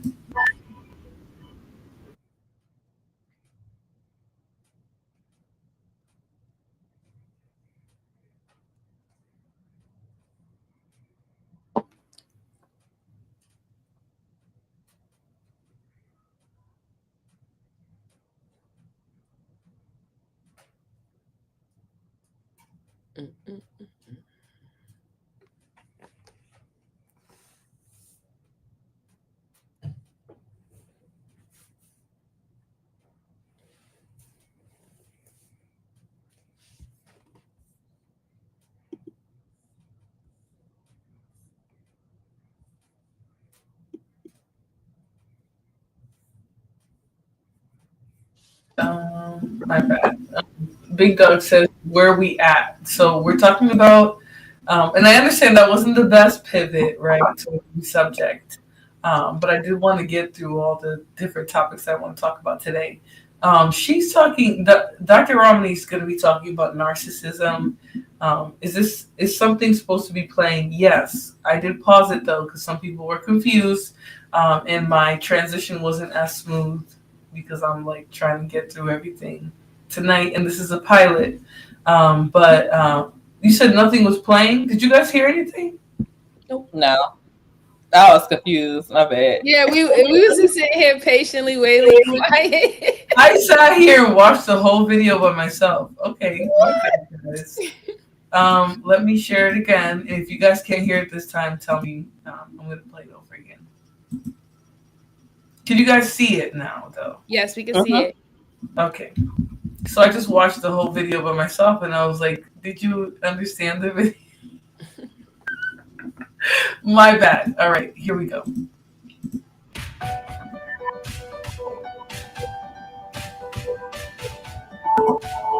Hi everyone, it's Dr. Romney, and welcome back to this YouTube channel that takes on all kinds of issues related to narcissism, narcissistic relationships, and just coming out of the haze of narcissistic abuse. Today, again, this is something that was driven by questions and comments that people had, which is this unique element of attempting to recover from narcissistic abuse, which is, how do you recover from the lie? Sometimes you can make you live a double life. So let's talk about that. So are you guys hearing it? Yes, we hear it. Okay, sounds good. What would you like to discuss about narcissism in the government? I don't know. So I highlighted his comment because I think he was getting off track. But I do sort of want us to just focus on narcissism. The government and narcissism, we're going to get too deep on it. I don't want to get too deep. But I do want us to talk about the process of healing from a narcissistic relationship, which, if you don't know already, we talk about narcissism a lot on here, and it's sort of defined as this like love bombing, gaslighting relationship that just starts in like complete chaotic disarray. And so that's sort of the subject. We're going to stay on narcissism in relationships. We can talk about government and other institutions another day, but I want us to stay on relationships so you guys don't get my guests all confused and we don't just start talking into the air. Right? So I know people in the chat are trying to trip you guys up on the panel, but we're going to stick to narcissism in relationships.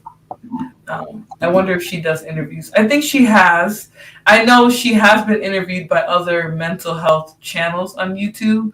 But I don't know if she's just going to let an everyday bandit interview her. I don't think so. Oh, wow. Okay, Atman. All right, let's continue. So when we think about the grief of the narcissistic relationship, there are lots of things that people are grieving. They're grieving the actual relationship. They may be grieving never having had a normal childhood, grieving that belief in happy endings, grieving that they won't be able to give their child that intact family, grieving getting divorced when you vowed you'd never let that happen. It's not just the simple stuff, like the loss of a marriage or the death of a loved one. It's very nuanced grief. But the one barrier that really complicates narcissistic grief is having to recover from the lies, from the fiction. When people slowly decide to detach from a narcissistic relationship and then actually go through the rigors of getting out of a narcissistic relationship, they are exhausted because the divorces are messy and contentious. The family disapproval is strong. Finding a new job is difficult. Being ostracized from a group of friends is painful. It doesn't matter what kind of relationship you are trying to exit, it is very, very difficult. But the piece around lying and the lies you were told and recovering from those lies is a different kind of grief and recovery. After the initial dust settles, people look back and start feeling like they were in a Black Mirror episode and ask themselves, was any of that real? Did that relationship? What just happen?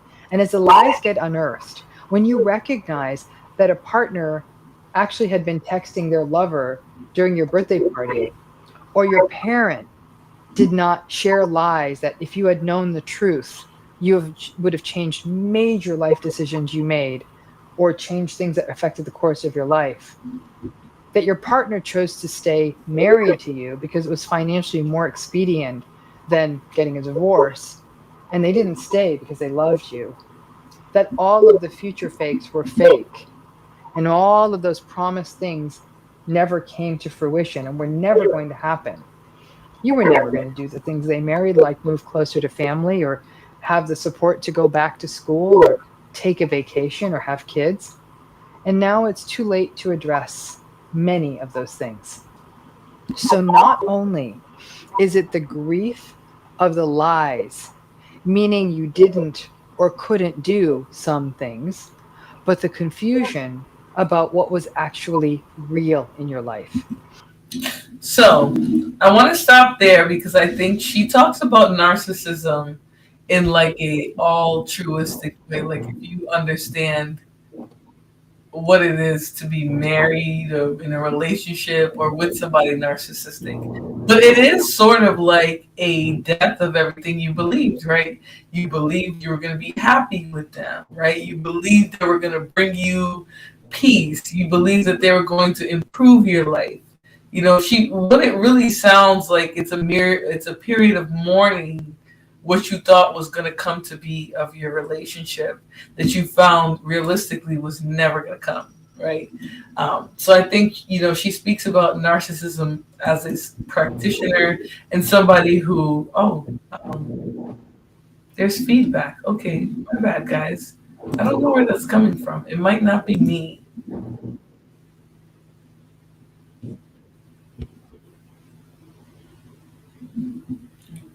Let me see.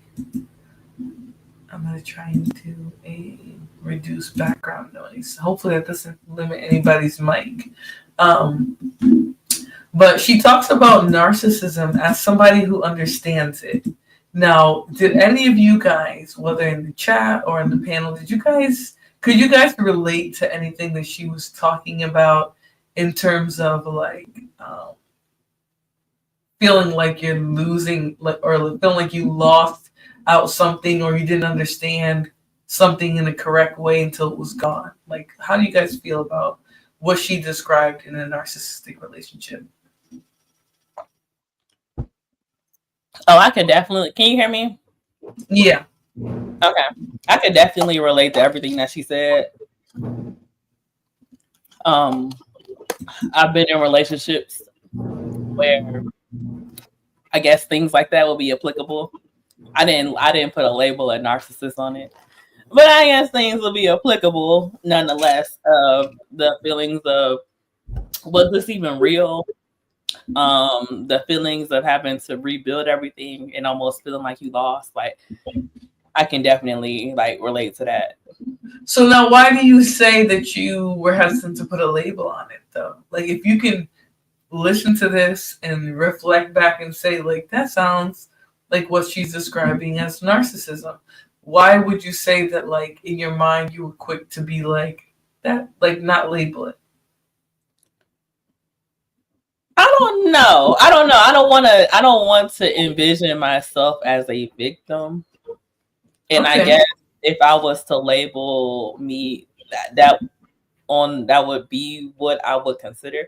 And I would never want to consider myself a victim, because I'm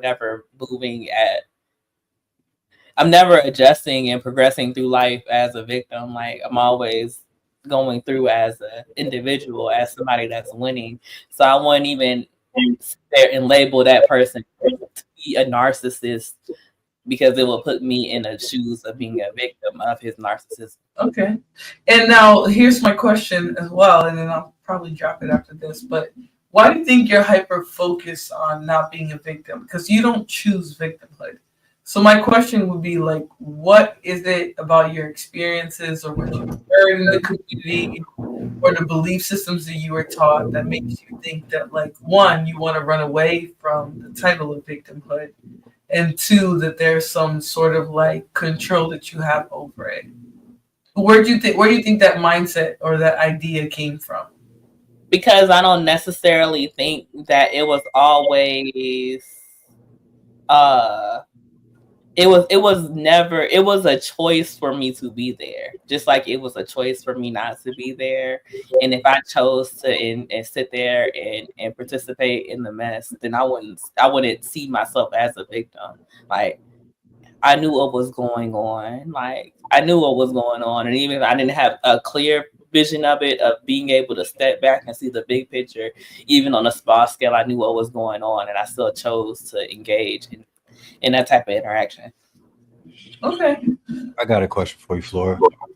You said victimhood isn't a choice. Right.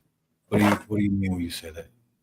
So again, when people describe victimhood, right, there a lot of times they're talking about what happens to people, what a person went through, and for a large majority of people, you don't choose what you go through, right? You're a product, or even a collateral damage of choices of other people, of the circumstances of your life, maybe the choices that your parents made, or your sibling, whatever, right? So I feel like there's no way for you to choose any of those circumstances. So if you end up becoming victimized, right, you're not choosing victimization.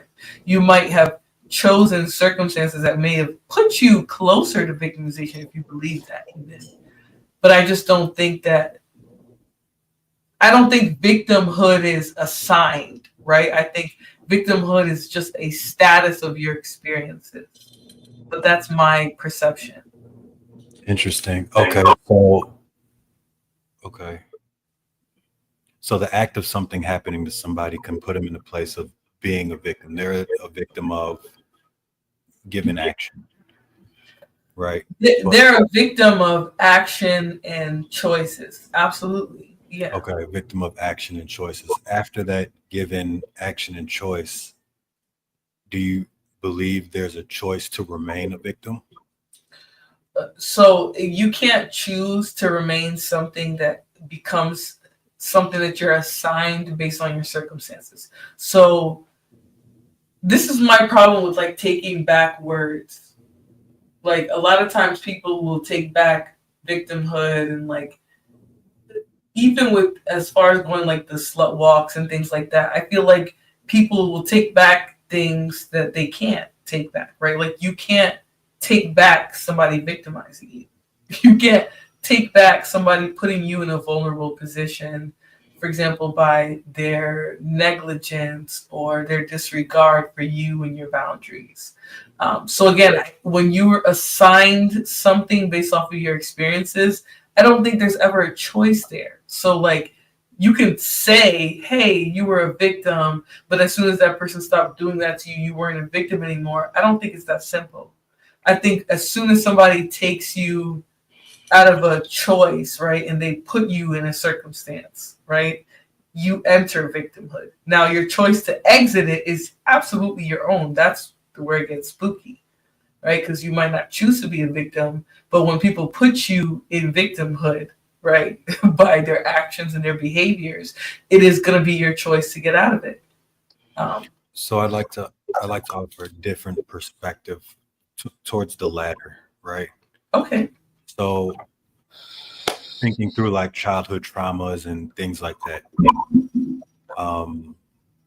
As a child, I thought as a child. As an adult or as a man, I think as a man, and put away with childish things, right? So as a child, I can go through X, Y, and Z and continue to tell myself this story that perpetuates the victim mentality, right? Consistently putting myself in that, I don't know if losing fits, but I'm just going to say losing to drive home a point. In a losing frame of thought. Whereas if I change the story in my response to a situation, or I change my story that's coming from a perspective as a grown man or as a grown woman in your case, then it moves from the circular ambulation of being a victim, right, and moves into a power position whereby I can then transmute those thoughts that I was telling myself and put myself in a teaching position to where somebody who may be going through those same situations now has another human they can go to, right, who lived the majority of their life as a victim, learned from it, changed their story, and now it's changing the life of another. And I love that, but I want to ask you now, what do you tell somebody who wasn't victimized as a child, right? What do you tell somebody who was a grown adult and became victimized as an adult? Because I know we like to. It's weird because as a people, right? And I'm specifically talking about Black people here now. Is we like to limit who can be a victim, right? We like to tell ourselves if you were a child, if you didn't know better, if you were inexperienced, like we like to give qualifiers for who can be a victim. What do you tell somebody who became victimized as an adult, right? Somebody who went through this very invasive and aggressive process of abuse from somebody and they became a victim to it. What do we say to them now? What advice do we give them, right? Because they didn't grow up abused or with a mindset that they were a victim, but somebody came along and victimized them. And this is why I don't like to assign victimhood to anybody, because you can become a victim at any point in your life. You can be a 60-year-old man, lived your entire life healthy, happy, did what you were supposed to do, and then at 60 years old somebody decides to make you a victim, right? Victimhood doesn't, you don't get to assign that. It happens to people based off of their circumstances, right? It's not necessarily something that somebody chooses to be in. Now, I do think the choice to get out of victimhood is absolutely falls square on the shoulders of the person who suffered the experience. It's still a choice, though. And so when we start talking then about like, well, how do you help someone not have a pattern of victim mentality? But like, how do you tell an adult who's victimized to snap out of their pain, right? To just automatically learn from what they went through. And I don't adult and they experience it. It's not necessarily to directly what you said, just more like a greater talking point, right? How do you tell somebody who was victimized in their adulthood that they either talk themselves out of victimhood and you evolved because you went through when you were younger, or whatever the case may be of the person who's well-meaning, right? What do you say then? You know, and then the conversation evolves at that point. Yeah, and I wouldn't necessarily say it's something that gets fixed overnight, right? Like we break a bone, you go to the doctor, get it fixed, you put a cast on, and it takes months to fix, right? Yeah. And on the contrary, somebody goes through something traumatic and quite like you said, you know, you just snap out of it. Just get it. It doesn't work that way, at least from my experience, right? So it's an ongoing process. But I want to attempt to give two examples. So over the summer, last summer, I was riding a bike, had a bike accident, almost bashed my head on a rock, right? I can tell myself, oh, and landed in almost landed in a cactus pit. Yeah. Yeah. I can tell myself, damn, I almost died. You know what I'm saying? I'm never getting on a bike again. You know, and all of these different stories that come to mind. Oh my God, I almost wasn't here for my kids and all of these other things. But at the end of the day, I didn't die. I'm still here. So, you know, that's to me one thing that was kind of just like an immediate, like I'm still here. That's just what it is. I'm here to live another day. When it comes to human interactions, and honestly, I think we're seeing it in the chat, but with like human interactions where somebody is taking a stance against us, and let's say we form some sort of PTSD, like members in the military who may go to war, right? Or somebody sees somebody in their family pass away. Tell us more about that. I'm sorry. That's ridiculous. I'm over here thinking he's about to cheer you on for something for real. No, I'm sorry. Go ahead. Go ahead. Yeah, and we gain some sort of PTSD, and we take that with us everywhere we go. But with treatment of some sort, right? Because it does have to do with chemical imbalances in the brain, right? Okay. That plays a role. Therapy comes into play, or psychoanalysts, right, come into play. And that's why these different professions exist, right? To assist in not perpetuating this victimhood, which could lead into depression, so on and so forth, right? So these different avenues are opportunities that are available to take to not continue to lead a victim mentality. Yeah. So now, Science. quick question. What do you say to the man who fell off the bike and he had to go to PT? He didn't just regain his ability to walk. He had to rebuild all of his skills, his functional skills, motor skills, like learning how to eat, drink, walk by himself, and things like that. I guess what I'm trying to say is my problem with the extremes and using that is that there's always going to be somebody in a better situation, right? There's always going to be somebody who survived stronger or faster, right? It doesn't change your predicament alone, though, right? Your journey, your walk is still your individual walk, right?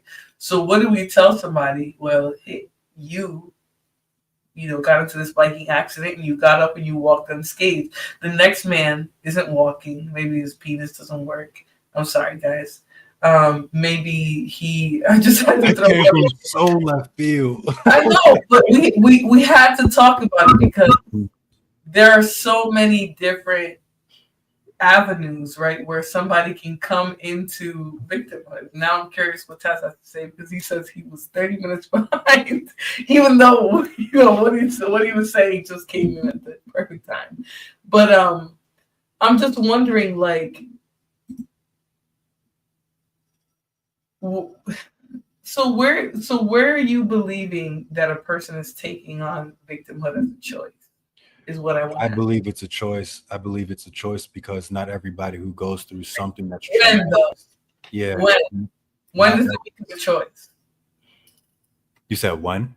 Yeah, because that's talking about similar scenarios. I'm sorry. Yeah, that's completely up to the individual, right? But I think proof and case comes from people throughout the world and throughout history going through different traumatic situations, yet we see different outcomes in their outlook on life, right? So there's something there that sends somebody down one path and sends somebody down another path, or down another road, right? And my personal opinion, and I'm actually writing about it, I just haven't done enough research. The emotion that we put behind the thought, the emotion is like the catalyst. It's the energy that is put behind the thought is what drives our narrative. It's what drives our perception, thereby driving our belief that we project into this world, right? And if there's multiple people who go through, let's say within a good range, right, of the same situation, the same circumstance, yet we see different outcomes in their psychological makeup, then there's something there that we need to give credence to, and it's choice. I think if we continue to perpetuate, hey, and I keep saying that word, but I think if we continue to say, you're a victim, you're a victim, you're a victim, you're a victim, then there is no growth that that occurs. I guess the part that's bothering me, right, is because you keep saying, like, because somebody says that you're a victim, that makes them a victim. You are not just a victim because you say it, right? You're a victim based off of your circumstances. For example, if me and MJ go to the same high school, the whole time we're there, we have identical experiences, but I get assaulted by the football team, right? Nobody has to come and tell me I'm a victim, right? And a lot of times women who go through that, people who go through that, they don't just come out and call themselves victims. Nobody has to come and tell me I'm a victim, right? I'm a victim based off my circumstances. Whether I ever buy into the fact that I was assaulted by the football team and I'm a victim, I'm still a victim. So I agree with what Lana's saying here, where it's like, becoming a victim doesn't just happen, but the choice to stay there is a choice. Because victimhood is not something, like, it's not assigned. It just happens to you. If you're victimized, you're a victim. So you don't. I'm not negating that point. But I feel like when you, my only problem though, Terrence, and I'm not trying to be just like messy or anything, I just feel like when you say that you have a choice in victimhood, and you're just calling yourself a victim, I think the problem is that you're assuming that the person starts there, right? And you don't start there. You go there based off of your experiences. If somebody victimizes you, then you're a victim. You're not just claiming you're a victim. You're not spouting I'm a victim. You're not living pridefully as a victim, right? That's what you've been assigned. And your choice to get out of it is completely separate, right? It's not related to how you became a victim. Exactly. I think, So I don't want to, give me 1 second here, MJ. Sure. I definitely don't want to paint the wrong narrative, right? What I'm saying is I can walk down the street and get shot. At that point in getting shot, I'm a victim of being shot, right? Okay. I'm a victim at that point. However, thereafter, to continue to hold on to that mentality, right? I'm Define holding on, just for me. You said holding on? Define how that person. The rest of my life is defined by that moment, and I'm putting myself in a losing position. So I'm holding somebody who was shot, just so you can lay it down there for me. How can somebody that was shot choose to define themselves as a victim of a gunshot wound versus being the product of being victimized by a gunshot wound? If you could just elaborate on that for me, and then I'll leave it alone. Yeah, I don't understand the question, but I think I know where you're going with it. So obviously, if I get shot, I'm a product of being shot. In that moment, if I get shot, I'm a victim of being shot. That's ironed out, right? Sealed. Move on past that point in the future, right? Now we're looking a month, a year, 2 years, 3 years, however long it takes, right?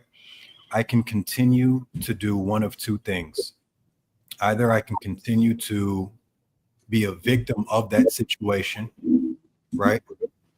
Where it's impacting my life in a negative light continually, or take another choice and no longer allow that situation to dictate the rest of my life. So what I wanted to say about that, I understand. Sorry, I'm just like no. Let me say, I understand Flora's point, and I also understand your point, Terrence. Terrence is coming to the mindset that he's advocating for people not to stay in victim mode, right? And we all do know that sometimes people can make themselves a victim.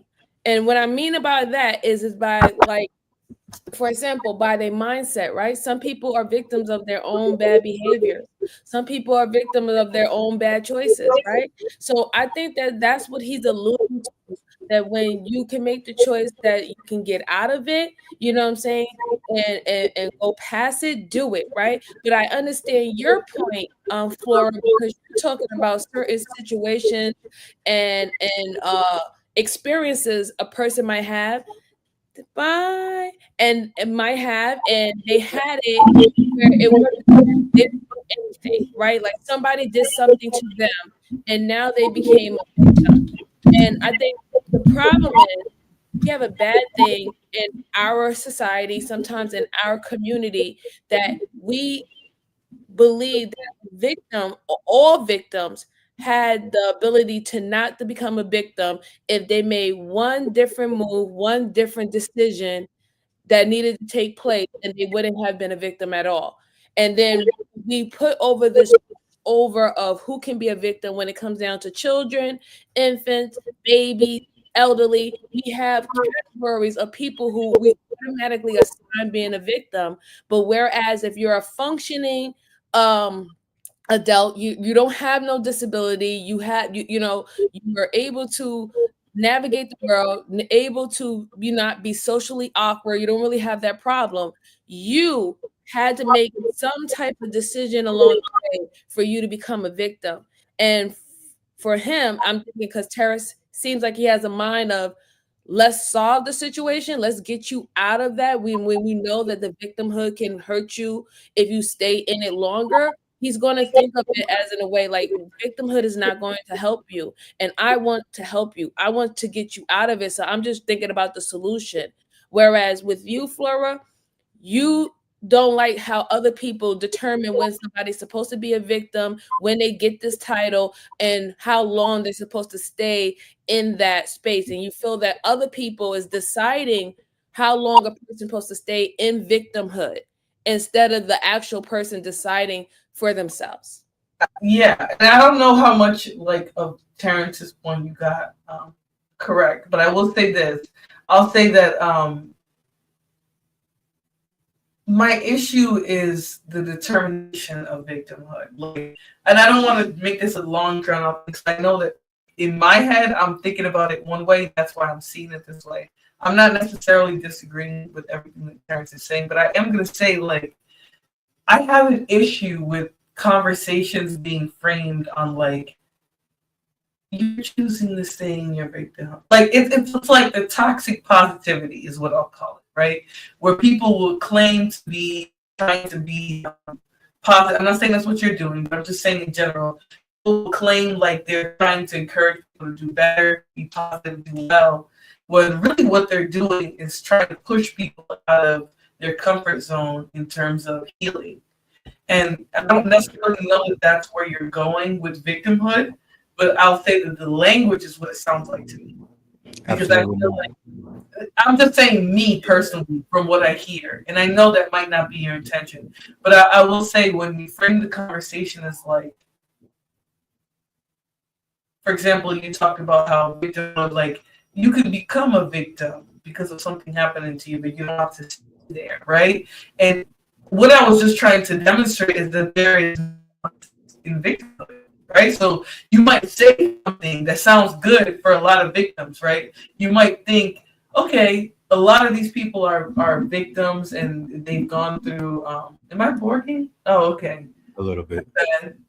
My bad, guys. I don't know what I think I have too many tabs up. Let me X out some tabs. Get rid of that one too. Sorry, guys. But I do think to some extent, I think that some of us in our best wanting people to do their best and be their best, that we've taken on some language that is like toxically positive, right? Where we will tell people like, you can't stay in your victimhood. You can't be a victim. You gotta choose to do more, be more. I think that there's a toxicity to it. Because people don't choose when they become first of all, victimhood is not linear. There's no choice in when you become a victim. There's no choice in becoming a victim or when it happens in your life. And so I just think there's too much nuance to who a victim is to make the determination of like, you can't stay there. Where like some people absolutely are going to stay in victimhood for a little while before they heal. It just is what it is, right? And me and you can't make that determination for a particular perspective. I'm not saying your perspective is wrong, But I think that a lot of the language that we use today to talk about victimhood and what people go through is very dismissive, and it's toxic in a positive way. It's almost like pushing people to like go above and beyond what their mental capabilities are, because mentally victimhood is something very hard to stomach. That's why a lot of people who go through trauma become they suffer post-traumatic stress, right? Because they can't overcome the trauma, right? So when people start telling others, hey, you became a victim when, for example, you were assaulted, but you chose to remain a victim when you didn't heal, when you weren't able to date, when you weren't able to leave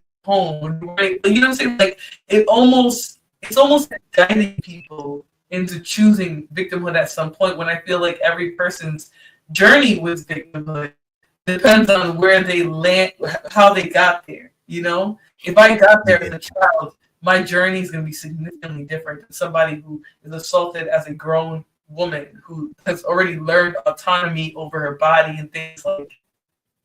That's where it gets complicated for me. I don't make it too complicated for everybody else or make you uncomfortable. I just feel like no, you're perfectly fine, but I got to call it how I see it, and I'm hearing a few things, right? Because the narrative changed from its inception and how we started off in this conversation versus where we are now. So there's some sort of conflict in belief, right? Okay.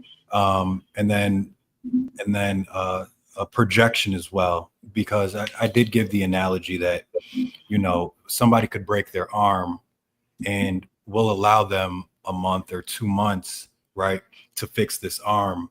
Yet when something happens traumatically, we expect them to just get it done and over with in a day, when that's not the case, right? It could be a week, it could be a year, it could be 2 years, it could be 10 years down the line. However, there is no timeline that could be associated to it, right?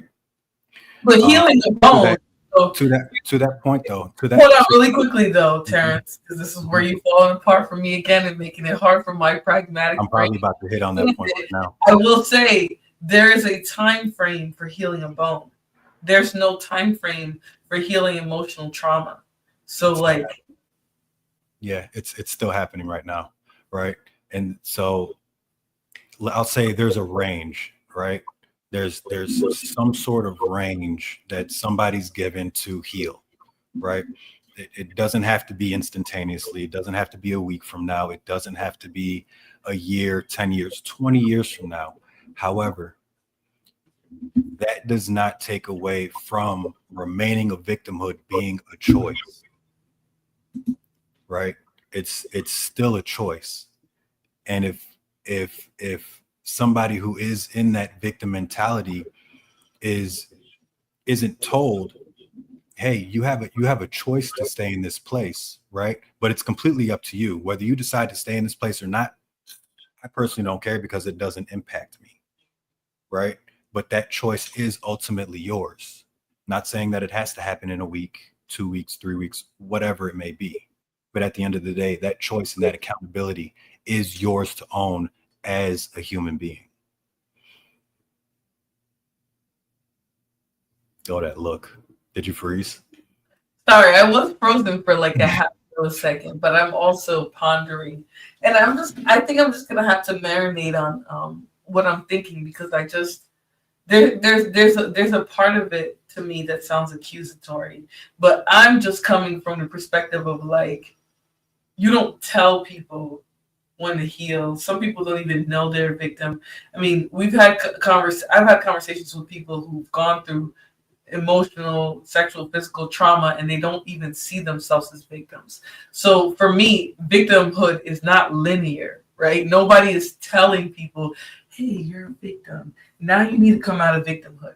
That's my perspective. So I feel like when I'm listening to you talk about it, I can't hear it. Like, it doesn't make sense to me, because I'm trying to understand all the different scenarios where somebody's a victim and how at some point they would have to, own it, right? Which most people aren't willing to do. They would, have to own it, and 2, they would have to be able to digest, stomach what it is that they're going through. And I just think, if 2 of those 3 things can't happen, how are we going to tell people now, like, It's your choice to get out of victimhood. I agree, but I do think that there is a certain amount of steps that have to happen before a person can even be open to getting out of victimhood as a mindset. And there's some people who never go into it because they don't feel they're allowed to, right? Which is sort of what I was alluding to when I was talking about it a little bit with Brownie, was just like, there's some people who will never see themselves as a victim. And it's not because something didn't happen to them. It's not because they didn't go through trauma. It's not because they didn't, not evolve from something. A lot of it has to do with our language and our perceptions of what trauma even is, and our ability to allow grace for people to experience trauma and heal at the same time, right? Absolutely. So I just know what I would tell somebody if I saw them being a victim of some sort. It would be as simple as, it's okay, right? We all go through some things. You're powerful, right? And you do have a choice, and you'll go through your own healing when it's necessary. So now, do you think that whenever you say that to a human being, that they'll just be able to receive it? Just because they may or they may not receive it at that point in time, right? And that's wisdom and discernment comes into place, right? And obviously there's so many different attributes that can spawn from somebody's emotion, right? They can flip out and go absolutely bonkers, break down and start crying in that moment, right? But if there is an extreme reaction that takes place, whether they receive it or not, the words caused an impact, and hopefully for the best. So there is a discernment. There is some sort of there's other elements that come into play. But at the end of the day, I tell them it's okay. It's confusing, right? Because it depends on certain people, right? Yeah. Because some people have good intentions on telling people, hey, this is not you. And I know that you could be better. I seen you at your best. I seen you glowing. And I want you to get back to who you are. And then we have people who only want you to get over it because they don't want to deal with it. They don't want to be the supportive factor of your healing. They don't want that responsibility. So the quicker you're over it, the less responsibility they have to be supportive or, call upon the position that they play in your life. And I see that when it comes down to the society and community about how they pressure people to get over certain things. And it's not because they really want the best for them, is it that they don't want to hear about it, they don't want to deal about it, they don't want to touch it with a 10-foot pole. They want to just get back to the drawing board. And sometimes we do push people to hey, hurry up and get over it, just so they can put up the facade that they're over it, and they're not really over it. They're still healing, because any little thing, whether it's words, there is a certain action or something can re-traumatize them. And we have a bad habit of re-traumatizing people in communities and in societies of things that we told them to hurry up and get over it because we didn't want to deal with it at the time. And this is why they relapse. So it's like, I understand somewhat what Flora is saying. Maybe we might have the best intentions, but sometimes that push that we're doing it prematurely. And we're seeing the results that happen when someone is prematurely taking the quote unquote steps through their healing journey and actually really didn't learn, nor did they really understand what they need to learn so they can actually be healed. Absolutely. And I appreciate the conversation, guys. I am like on my way out, like in terms of sleep.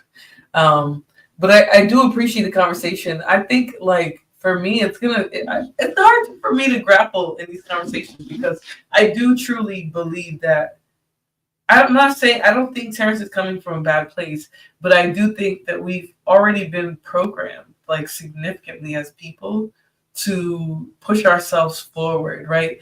In terms of like growth, what we'll accept, what we know, how we've healed. There's a push for that. And anytime there's a push, there's going to be an unnatural growth. And so, I don't know. I just struggle with people in victimhood and specifically not allowing victimhood to set in itself and for people to grow out of that. I do think some men, women, whatever, they just automatically assume, hey, you went through something, you think you're a victim, right? Versus the reality, which is victimhood, actually is it's a process where people feel like they've lost parts of themselves, actually. And so I think there's a lot more to victimhood versus just like the, hey, something happened to you and now you're a victim. Or, hey, something happened to you, now you get to tell yourself you're a victim. I think there's just so much more to it. Excuse me, probably out of the mental health part of myself that is like constantly learning, constantly understanding people and their evolution and things like that, where I'm not willing to accept that that victimhood is like this process that we just streamline through. I think there's so many layers to it, especially being a Black woman who's part of a demographic that is the most deleted. Their children are the most deleted. We're most likely to be in violent domestic situations. I just think that it's not realistic to say that victimhood is a linear, or even to allude that victimhood is like a linear process that we can find our way out of. Like, I just believe that it's a very more entangled process. I believe that the more relationships that you get into that you're not using discernment, that the more entangled you become in this process of victimhood, because again, you're choosing it even though you don't really know you're choosing it. And there's just so much to it for me. So that's where I'm going to land with it. And if you guys want to give some final thoughts on this, yeah, I want to elaborate on that. And I'm a firm believer in everybody truly feeling their emotions, right, and not suffocating them and putting on a facade to the world to fit whatever narrative people think that should be there, right? Yeah. I'll give a personal example. I'm all for it. I lost my child, right, when he was 2 years old, multiple open heart surgeries, so on and so forth. And I put on an image like everything was a-okay, but dying on the inside. And that image was so strong, I even came to a place where it's like, I actually believe what I'm telling myself. But everything that I was doing in the external world was like falling apart, right? And it's because that inner turmoil I didn't grieve, right? There was no grieving. So it's like, it's definitely a process. There are as many layers as there are, and everybody's process is different, right? It comes at different lengths as far as time to heal. And I think throughout life, there are certain trigger points that happen, right, from whatever situation that it is, which I wouldn't say rebuilds, but it re-triggers that initial feeling. And it's like, got to heal through this. So it's like a constant evolution and process to go through, right? Truly feeling those emotions. Yeah, and I'm sorry for your loss. I had no idea. No, it's all good. I appreciate it. I wasn't saying that to try and get like. No, and you know what I'm saying, like none of that. But not like that. Just condolences, really, because that's unimaginable to me. And like I said, what you're going through right now is somewhat what Flora is talking about. You had so many different levels of healing in your journey, and you're still going through it. You know what I'm saying? So and nobody can tell you what you need to continue to do, how you need to continue to be better after experiencing something like that. So my condolences. Yeah, and I'm glad you were able to because I didn't want you to think that I was just saying it just to these sympathy points. No, I actually feel please take my condolences, because I know it's not, and that's my entire point about trauma in general, is it's so specific. You might have trauma in common with some people, don't get me wrong, but what you go through is so specific, that there's no linear path out of it. There's no way out of it that's just going to work for you and every other person who's gone through that. And that's sort of my idea. That's my belief about victimhood in general. So I don't want you to think that I was just saying it. Like, no, I truly feel that way. I think, again, victimhood comes to you. You don't choose that. It is your choice to get out of it, absolutely. But it does come to you. And so since it comes to you, I don't think it can be a linear thing. So I just think we need to expand our discussions about victimhood and just suffering interpersonal violence, suffering other types of violence and things that can make us victims in life, and just sort of how to evolve out of it. Because I think you made great points. I just don't want us to get so stuck on the like, hey, I'm alive, I made it, I survived, I need to do better, versus like let's make sure that we're walking our way out of each phase of our journey with healing, with trauma, with whatever it is. It's a journey. It's going to be a journey for you, for me, for everyone who suffers trauma. And so I don't want to tell anybody like, hey, because you went through it this way, this is your path out. We don't have a path out that fits everybody. Everybody has their own path.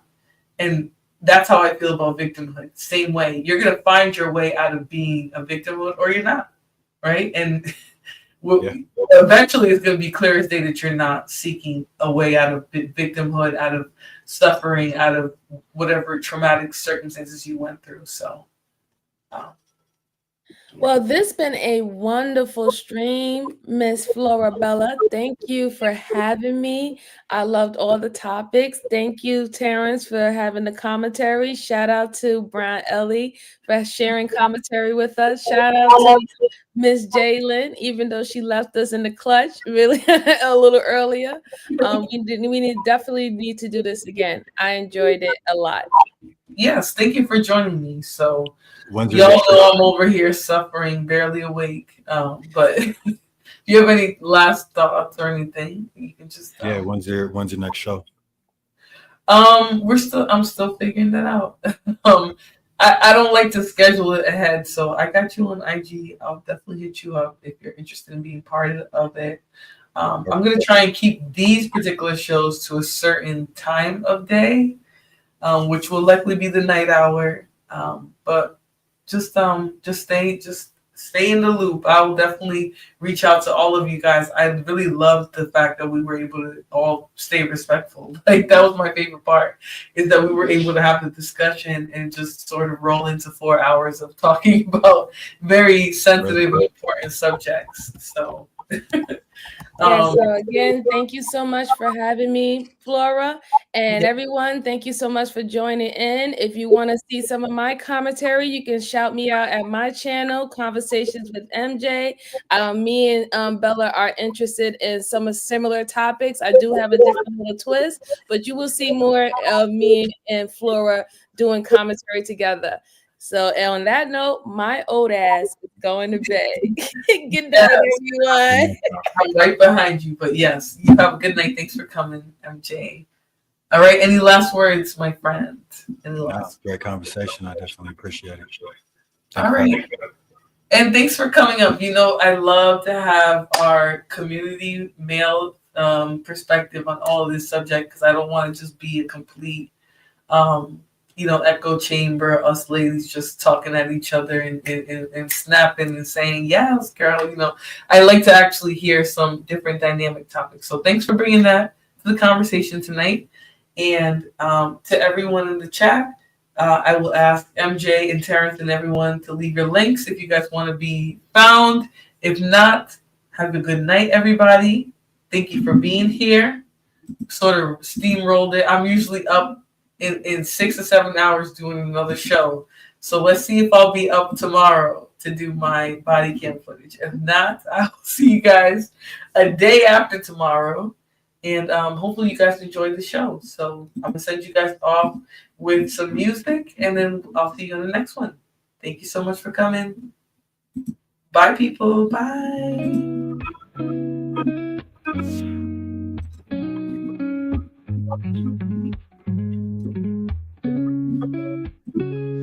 Florabella on my screen. Her smile, it shines so bright. She's a queen with every scene. In the morning or the night. Recipes and good vibes flow. Every video a gem. Her confidence, it grows and grows. We're inspired like her friends. Unstoppable Flora. She's got that power. Spreading her aura. Blossoming like a flower. Through the highs and all the lows, she remains so strong. Her spirit always glows. She's where we all belong. With every like and every share, we feel her energy. No storm too strong, she can't bear. She's setting us all free. Unstoppable Flora. She's got that power. Spreading her aura. Blossoming like a flower. Recipes and good vibes flow. Every video a gem. Her confidence, it grows and grows. We're inspired like her friends. Unstoppable Flora. She's got that power. Spreading her aura. Blossoming like a flower. Through the highs and all the lows, she remains so strong. Her spirit always glows. She's where we all belong.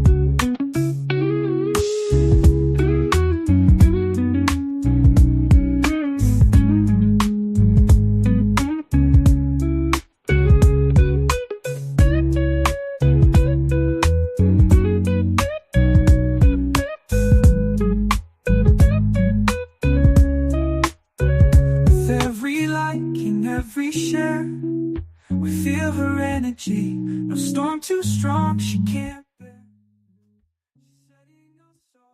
I just want to take a quick minute again to thank those of you guys who have supported this stream. I want to give a big shout out and a thanks to Mr. Alexander Bryant for the super chat.